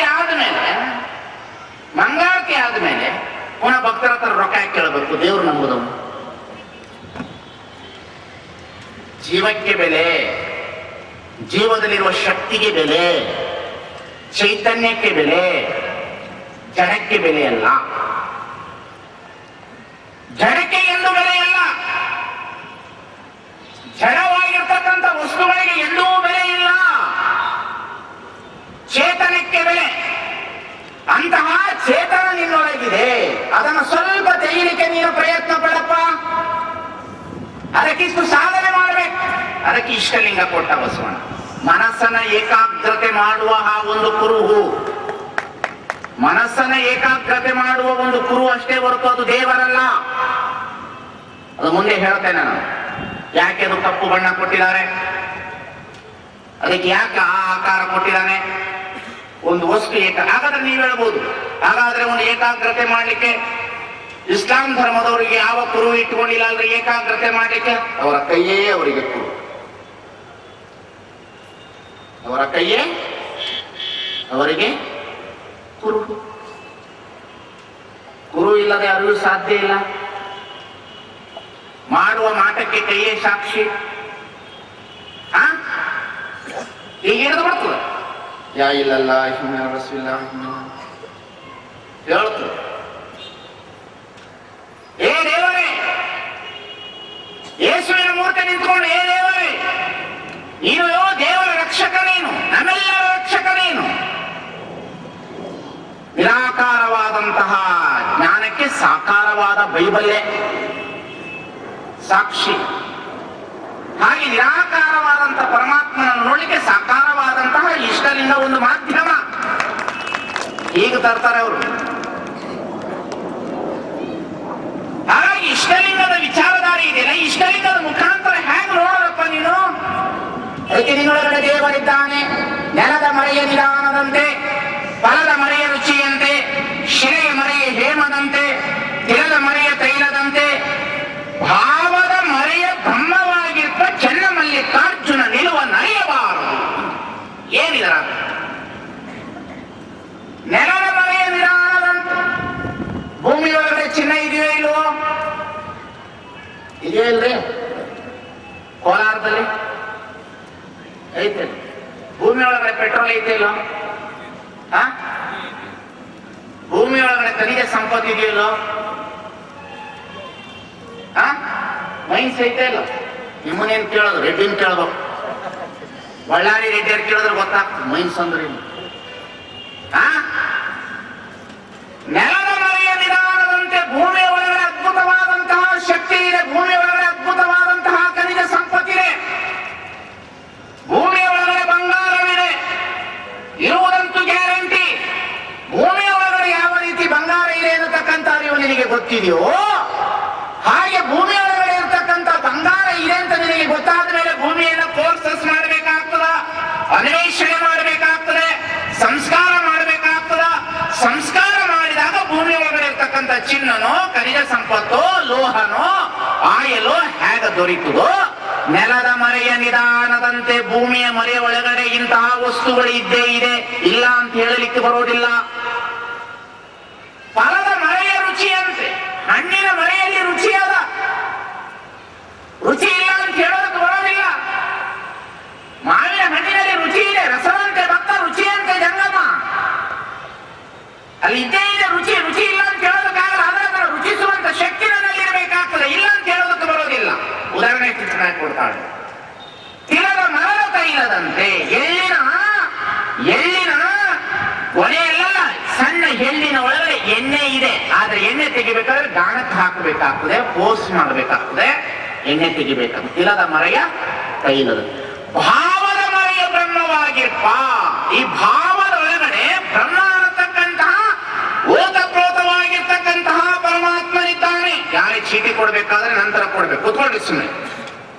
ಪ್ರವಚನದಲ್ಲಿ ಚೀಟಿ ಕೊಡೋರು ದೊಡ್ಡವರಲ್ಲ. 10 ಗಂಟೆಗೆ ಯಾಕೆ ಟೈಮ್ ಇಟ್ಟಿದ್ದೀವಿ ನಿಮಗೆ? Why no common sense. ಬರೆಯಲ್ಲಿ 10 ಗಂಟೆಗೆ ಬಂದು ಕೇಳು.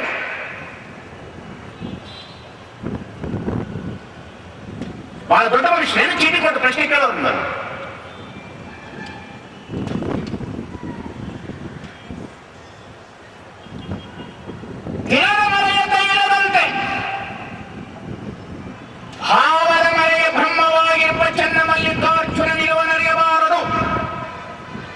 ಪ್ರವಚನ ನಡೀತಾ ಇದೆ. ನಿಮ್ಮ ಪ್ರಶ್ನೆಗೆ ಉತ್ತರ ಹೇಳೋದಕ್ಕೆ ಸಮಯ ಅಲ್ಲ ಇದು. ನಿಮ್ಮ ಪ್ರಶ್ನೆಗೆ 10 ಗಂಟೆ 12 ಗಂಟೆಗೆ ಇಟ್ಟು ಓಪನ್ ಆಗಿ ಬಂದು ಕೂತ್ಕೊಂಡು ಕೇಳಬೇಕು. ಯಾರೇ ದೊಡ್ಡವರಿರಲಿ ಸಣ್ಣವರಿರಲಿ, ಸಮಾಜ ದೊಡ್ಡದು, ದೈವದ ಮುಂದೆ ನೀವು ದೊಡ್ಡವರಲ್ಲ, ನಾವು ದೊಡ್ಡವರಲ್ಲ, ದೈವ ಬಹಳ ದೊಡ್ಡದು, ಸಮಾಜ ಕೂತಿದೆ, ಎಚ್ಚರ ಇರಬೇಕಾ. ನಿಮ್ಮ ಪ್ರಶ್ನೆಗಳು ಅಲ್ಲೇ ಇಟ್ಕೊಂಡು ಕೂತ್ಕೊಳ್ರಿ. 30 ವರ್ಷ ಆಯ್ತು ನಾನು ಪ್ರವಚನ ಮಾಡ್ತಾ ಇರೋದು. ನಾನು ಬಹಳ ವಿನಯದಿಂದ ಮಾಡ್ತೇನೆ ಪ್ರವಚನವನ್ನು. ಈ ತರ ಮಧ್ಯದಲ್ಲಿ ಅಡ್ಡ ತಿಂಡಿ ಬರ್ತಕ್ಕಂಥವ್ರನ್ನ ನಾನು ಎಂದೂ ಒಪ್ಪುವುದಿಲ್ಲ. ಎಚ್ಚರದಿಂದ ಇರಬೇಕು ಪ್ರವಚನ ಕೇಳು. ನಿಮಗೆ ಸಮಯದ ಕೊಟ್ಟಿದ್ದೀನಿ 10 ರಿಂದ 12 ಗಂಟೆವರೆಗೆ. ಪ್ರಶ್ನೆ ಕೇಳಿದ ಕೂಡ ನೀವೇನು ದೊಡ್ಡವರಾಗೋದಿಲ್ಲ, ಅದಕ್ಕೆ ನಾವು ಉತ್ತರ ಕೊಟ್ಟು ಕೂಡ ನಾನೇನು ದೊಡ್ಡವನಾಗೋದಿಲ್ಲ. ನಿಮ್ಮ ಪ್ರಶ್ನೆಗೆ ಉತ್ತರ ಕೊಡ್ಲಿಕ್ಕೆ ನಾನು ಇಲ್ಲಿ ಕೂತಿಲ್ಲ, ಪ್ರವಚನ ಹೇಳ್ತಾ ಇದ್ದೀನಿ.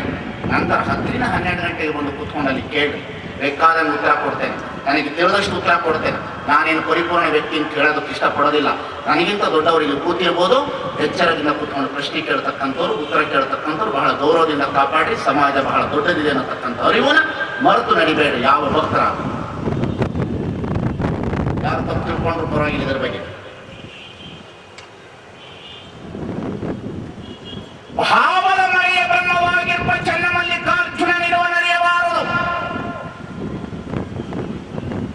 ಭಾವದ ಮರೆ ಅಂದ್ರೆ ಮನುಷ್ಯನಿಗೆ ಮರೆಗೂ ಶಿವಕೃಪಾ. ಮನುಷ್ಯ ಮರಿತಾ ಇರ್ತಾನೆ. ಅರಿವಿನ ಪುತ್ಥಳಿ ಅಲ್ಲ ಅವನು, ಅರಿವಿನ ಪ್ರಜ್ಞೆಯಲ್ಲಿರ್ತಕ್ಕಂಥವನಲ್ಲ. ಮರವಿನೊಳಗೆ ಅರಿವಿನ ಜೀವನ ಮಾಡ್ತಾ ಇರ್ತಾನೆ, ಅರಿವಿನೊಳಗೆ ಮರವನ್ನ ಮರಿತಾ ಇರ್ತಾನೆ. ನಾನು ಹೇಳೋದು ನಿಮ್ಗೆ ಅರ್ಥ ಆಗ್ತಾ ಇದ್ದೀನಿ. ಹಾಗಾಗಿ ಭಾವದ ಮರೆ ಯಾವುದೋ ಒಂದು ಮರೆ ಆಗಿದೆ ಇವನಿಗೆ. ಏನು ಮರೆ ಆಗಿದೆ? ಕಾಮ ಅನ್ನುವ ಅತಿಯಾದ ಮರೆ, ಲೋಭ ಅನ್ನತಕ್ಕಂತಹ ಮರೆ, ಮೋಹ ಅನ್ನತಕ್ಕಂತಹ ಮರೆ, ಮದಮತ್ಸರ ಅನ್ನತಕ್ಕಂತಹ ಮರೆ, ಕುಲಮದ ಅನ್ನತಕ್ಕಂತಹ ಮರೆ, ಚರಮದ ಅನ್ನತಕ್ಕಂತಹ ಮರೆ, ಭಾವನೆ ಅನ್ನತಕ್ಕಂಥ ಮರೆ, ಅನೇಕ ರೀತಿಯ ಪೇಪರ್ಮೆಂಟ್, ಚಾಕ್ಲೇಟ್ ಅನ್ನತಕ್ಕಂಥದ್ದು ಇವನಿಗೆ ಮರೆ ಆಗಿದೆ. ಒಳಗಿಲ್ಲ ಅಂತಲ್ಲ, ಭಾವದ ಮರೆ ಆಗಿದೆ. ಹೇಗಾಗಿದೆ? ಈಗ ಹೇಗಾಗಿದೆ ನಿಮ್ಮ ಜೀವನ ಅಂತಂದ್ರ, ಹೇಗಾಗಿದೆ ಅಂತಂದ್ರೆ, ಇಬ್ಬರು ತಂದೆ ತಾಯಿಗಳು ಮಕ್ಕಳಿರ್ತಾರೆ, 3 ಜನ ಮಕ್ಕಳು. ಇಬ್ಬರು ತಂದೆ ತಾಯಿಗಳಿಗೆ 3 ಜನ ಮಕ್ಕಳು. ಮನೆ ನಮ್ಮ ದನ್ನೂರು ಅವ್ರ ಮನೆ ಪ್ರಸಾದಕ್ಕೆ ಹೋಗಿದೆ. 3 ಜನ ಹೆಣ್ಮಕ್ಳು, ಬಹಳ ಚಲೋ, ನೋಡಕ್ಕೆ ಆನಂದ. 3 ಜನ ಮಕ್ಕಳು ಇರ್ತಾರೆ. ಮಕ್ಕಳನ್ನ ಮಲಗಿಸಿ ಬಂದಿರ್ತಾರೆ ಮನೆಯೊಳಗೆ. ಮನೆಯೊಳಗೆ ಮಕ್ಕಳನ್ನ ಮಲಗಿಸಿ ಬಂದಂತಹ ಸಂದರ್ಭದಲ್ಲಿ ಏನಾಗುತ್ತೆ, ಅತ್ತೆಯ ಕೈಯಲ್ಲಿ ಮಕ್ಕಳನ್ನು ಕೊಟ್ಟು ಹೋಗಿರ್ತಾರೆ. ಅತ್ತೆಯ ಕೈಯಲ್ಲಿ ಮಕ್ಕಳನ್ನ ಬಿಟ್ಟು ಬಂದಿರ್ತಾರೆ, ಸೋದರತೆ ಕೈಯಲ್ಲಿ ಇವರಿಬ್ಬರು ಪ್ರವಚನಕ್ಕೆ ಬಂದಿರ್ತಾರೆ. ಪ್ರವಚನಕ್ಕೆ ಬಂದಾಗ ಏನಾಗುತ್ತೆ, ನಿದ್ರೆ ಮಾಡಿದಂತ 3 ಮಕ್ಕಳಲ್ಲಿ ಮೊದಲನೆಯ ಮಗು ಎದ್ದೆ ಹೇಳ್ತದೆ. ಮೊದಲನೆಯ ಮಗು ಎದ್ದೆ ಹೇಳ್ಬಿಟ್ಟು ಏನ್ ಮಾಡ್ತದ, ನಮ್ಮವ್ವನು ಕೊಡು, ನಮ್ಮಪ್ಪನ ಕೊಡು, ನಮ್ಮವ್ವ ಎಲ್ಲೋದು, ನಮ್ಮಪ್ಪ ಎಲ್ಲೋದು, ಅವರಿಬ್ಬರು ಒಬ್ಬರೇ. ತಂದೆ ನೀನು, ತಾಯಿ ನೀನು, ಬಂಧು ನೀನು, ಬಳಗ ನೀನು, ನನಗೆ ನೀನಲ್ಲದೆ ಮತ್ತಾರು ಇಲ್ಲವಯ್ಯ, ಕುಡಲ ಸಂಗಮದೇವ. ಒಬ್ಬನೇ ಅವನು, ಒಬ್ಬನೇ. ತಂದೆ ನೀನು, ತಾಯಿ ನೀನು, ಅವನೊಬ್ಬನೇ. ನನಗೆ ನಮ್ಮ ಅವ್ವನು ಕೊಡು, ನನ್ನ ಅಪ್ಪನ ಕೊಡು ಅಂತ ಮಗು ಕೇಳಿದ ಕೂಡ ಅತ್ತೆ ಹೇಳ್ತಾರ, ಪ್ರವಚನಕ್ಕೆ ಹೋಗಾರ ಬಂದ್ಬಿಡ್ತಾರೆ. ತಗೋ ಇಷ್ಟು ಪೇಪರ್ಮೆಂಟ್ ತಗೋ, ಇಷ್ಟು ಚಾಕ್ಲೇಟ್ ತಗೋ, 5 ಸ್ಟಾರ್ ತಗೋ, ಆಟದ ಗೊಂಬೆ ತಗೋ, ಟಿವಿ ಹಾಕ್ತೀನಿ ಅಂತಾರ. ಇದನ್ನೆಲ್ಲ ತಗೊಂಡು ಮೊದಲನೇ ಮಗು ಏನ್ ಮಾಡ್ತದ, ತಂದೆ ತಾಯಿನ ಕೇಳಿರ್ತಕ್ಕಂಥ ಮಗು ಇದನ್ನೆಲ್ಲ ಸಿಕ್ಕದ ಮೇಲೆ ಮರ್ತು ಬಿಡ್ತದೆ. ಇದು ಮೊದಲನೆಯ ಪ್ರಕಾರದ ಮಗು. ಇನ್ನು 2ನೆಯ ಪ್ರಕಾರದ ಮಗು ಏನ್ ಮಾಡ್ತದ, 2ನೆಯ ಪ್ರಕಾರದ ಮಗು ಏನ್ ಮಾಡ್ತದ, ಎದ್ದ ಕೂಡ ಹೇಳಕ್ಕೆ ಪ್ರಾರಂಭ ಮಾಡ್ತದ. ಅವಾಗ ಏನಂತ ತಗೋ, ಪೇಪರ್ಮೆಂಟ್ ತಗೋ, ಚಾಕ್ಲೇಟ್ ತಗೋ, ಎಲ್ಲ ಕೊಡುವಂತ, ಎಲ್ಲವನ್ನ ತಗೊಂಡು ಕೂಡ ನಮ್ಮ ಅವ್ವನ ಕೊಡುವಂತ. ಎಲ್ಲಾನು ತಗೊಂಡದ ಅವ್ರ ಅತ್ತೆ ಹತ್ರ. ಅತ್ತೆ ಅಂದ್ರೆ ದೇವರು, ಮಕ್ಕಳಂದ್ರೆ ಜೀವ. ಇದೇನಾಯ್ತು, ಪೇಪರ್ಮೆಂಟ್ ಚಾಕ್ಲೇಟ್ ಎಲ್ಲಾನು ತೆಗೆದುಕೊಳ್ತಿದ್ದು.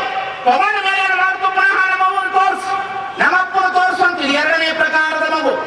3ನೆಯ ಪ್ರಕಾರದ ಮಗು ಎದ್ದೇಳ್ತು. ಅದೇ ಎದ್ದೇಳ್ತು, ಅದಕ್ಕೆಲ್ಲ ಕೊಟ್ಟರು. ನನಗೆ ಪೇಪರ್ಮೆಂಟ್ ಬೇಡ, ನನ್ ಚಾಕ್ಲೇಟ್ ಬೇಡ, ನನಗೇನು ಬೇಡ, ನಮ್ಮ ಅವ್ವನೇ ಬೇಕು ಅಂತ ಹೇಳ್ತಿದ್ದು 3ನೆಯ ಪ್ರಕಾರದ ಮಗು.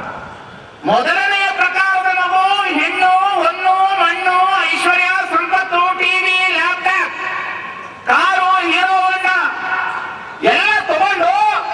ಅವರವನು ಮರೆತು ಪ್ರವಚನಕ್ಕೆ ಬರಲಾರದ ಕೂತವಲ್ಲ ಅವು ಮೊದಲನೆಯ ಪ್ರಕಾರದ ಜೀವಾತ್ಮರುಗಳು.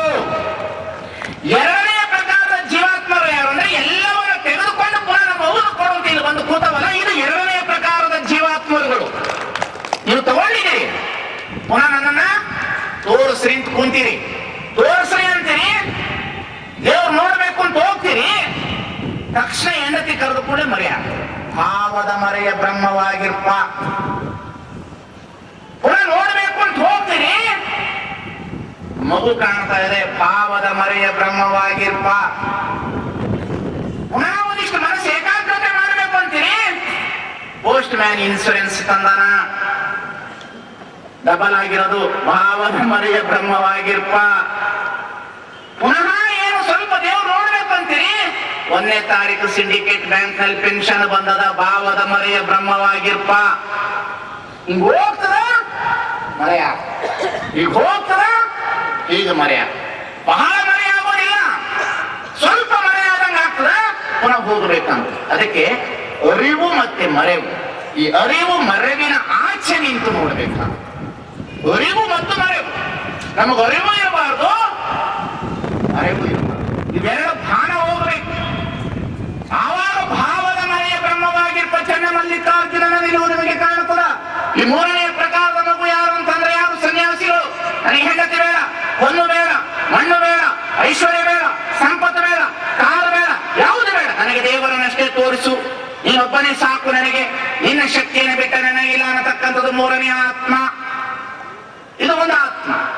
ಈ ಮೂರು ಪ್ರಕಾರದ ಆತ್ಮದಲ್ಲಿ ಸ್ವಲ್ಪ ಭಾವದ ಮರೆಯಾಗಿರ್ತಕ್ಕಂತಹ ಸಮಾಜದೊಳಗಿದೆಯಲ್ಲ, ಇದಕ್ಕೆ ಚನ್ನಮಲ್ಲಿಕಾರ್ಜುನನ ಕುರಿತು ಹೇಳ್ತಾರೆ, ನಿನ್ನೊಳಗಡೆ ಇರುವಂತ ವಸ್ತುವನ್ನು ನೀನು ಸ್ವಲ್ಪ ತೆಗಿಲಿಕ್ಕೆ ಪ್ರಯತ್ನ ಪಡು. ಅದು ಇದೆ, ಅದು ಇರುವಂತಹ ವಸ್ತು, ಅದು ಮರೆಯಾಗಿಲ್ಲ, ಅದು ಮರೆಯಾಗಲಿಕ್ಕೆ ಸಾಧ್ಯವೇ ಇಲ್ಲ. ಕಣ್ಣು ಮುಚ್ಚಿರ್ತೇನೆ, ಕಣ್ಣು ಮುಚ್ಚಿದ್ದೇನೆ, ನಿದ್ದೆ ಒಳಗಡೆ ಇದ್ದೇನೆ, ಆದ್ರೆ ಹಗಲು ಮಾಡಿರ್ತಕ್ಕಂಥೆಲ್ಲವೂ ಕನಸಿನಲ್ಲಿ ಕಾಣ್ತಾ ಇದೆ. ಕಿವಿ ಮುಚ್ಚಿದ್ದೇನೆ, ಆದ್ರೆ ಶಬ್ದ ನಿಂತಿಲ್ಲ, ಒಳಗಡೆ ಎಲ್ಲವೂ ನಾದಮಯವಾಗಿ ಕೇಳಿಸ್ತಾ ಇದೆ. ನಾನೇ ಮುಚ್ಚಿದ್ದೇನೆ, ರಾತ್ರಿ ಕನಸಿನಲ್ಲಿ ನಾನು ಯಾವುದೋ ಒಂದು ರೀತಿಯ ರುಚಿಯನ್ನು ರುಚಿಸ್ತಾ ಇದ್ದೇನೆ. ಅಕ್ಕ ಕೇಳುವ ನಾನೊಂದು ಕನಸ ಕಂಡೆ, ಅಕ್ಕ ಕೇಳುವ ನಾನೊಂದು ಕನಸ ಕಂಡೆ. ಅದು ಬಹಳ ಅತಿ ಅದ್ಭುತವಾಗಿರ್ತಕ್ಕಂತಹ ದೇಹಿ ಒಳಗಡೆ ಅದು. ಅದಕ್ಕೆ ಪ್ರತ್ಯಗಾತ್ಮ ಅಂತ, ಇಟ್ ಇಸ್ ಪ್ರತ್ಯಗಾತ್ಮ. ಅದು ಪ್ರತ್ಯೇಗಾತ್ಮವಾಗಿ ಕೆಲಸ ಮಾಡ್ತಾ ಇರ್ತದೆ ಒಳಗಡೆ. ಅದು ಸುಷುಪ್ತಿ ಒಳಗಡೆ ಇರ್ತದೆ. ಅದು ಕೇವಲ ಶರೀರದಲ್ಲಿ ಇರೋದಿಲ್ಲ, ಮನಸ್ಸಿನಲ್ಲಿ ಇರೋದಿಲ್ಲ, ಭಾವನೆಯನ್ನು ಮೀರಿರ್ತಕ್ಕಂತಹ ಶಕ್ತಿ. ಇಲ್ಲೇ ಮಲಗಿರ್ತೇವೆ, ಎಲ್ಲೋ ಹೋಗಿರ್ತೇವೆ, ಇಲ್ಲೇ ಮಲಗಿರ್ತೇವೆ, ಏನು ಕಾಣ್ತಾ ಇರ್ತೇವೆ, ಇಲ್ಲೇ ಕೇಳ್ತಾ ಇರ್ತೇವೆ, ಎಲ್ಲೋ ಕೇಳಿಸ್ತಾ ಇದೆ ಅನ್ನತಕ್ಕಂತಹ ಭಾವ ನಮ್ಮೊಳಗಿರ್ತದೆ. ಆ ಭಾವದ ಮರೆಯ ಬ್ರಹ್ಮವಾಗಿರ್ಬೇಕು. ಚನ್ನಮಲ್ಲಿಕಾರ್ಜುನನ ಒಂದಿಷ್ಟು ತೆಗಿಬೇಕಾದ್ರೆ ಒಂದಿಷ್ಟು ಸಾಧನೆ ಮಾಡಬೇಕು. ಸಾಧನೆ ಮಾಡ್ಬೇಕಂದ್ರೆ ಏನು ಸಾಧನೆ ಮಾಡಬೇಕು? ಸಾಧನೆ ಮಾಡಬೇಕು. ಏನು ಸಾಧನೆ ಮಾಡಬೇಕು? ಇದು ಹಾಲಿನಲ್ಲಿ ತುಪ್ಪ ಇದೆಯೋ ಇಲ್ವೋ? ಇದೇ ಇಲ್ರಿ, ಹೊಡೆದೈದ್ರೆ ಅಷ್ಟೇ ಹೋಯ್ತು, 15 ದಿವಸ ಆಗೋಯ್ತು ಹೇಳ್ಬೇಕು. ಇದೆಯೋ ಇಲ್ಲೋ? ಇದೆ. ತಂದಿದ್ದೀರೇನು ಯಾವತ್ತಾದ್ರು? ಹಾಲಿನಲ್ಲಿ ತುಪ್ಪ ಇದೆಯಲ್ಲೋ? ಗ್ಯಾರಂಟಿ? ಹೆಂಗೆ ಹೇಳ್ತೀರಿ ನೀವು? ಹಾಲಿನಲ್ಲಿ ತುಪ್ಪ ಇದೆ ಅಂತ ಹೆಂಗೆ ಹೇಳ್ತೀರಿ?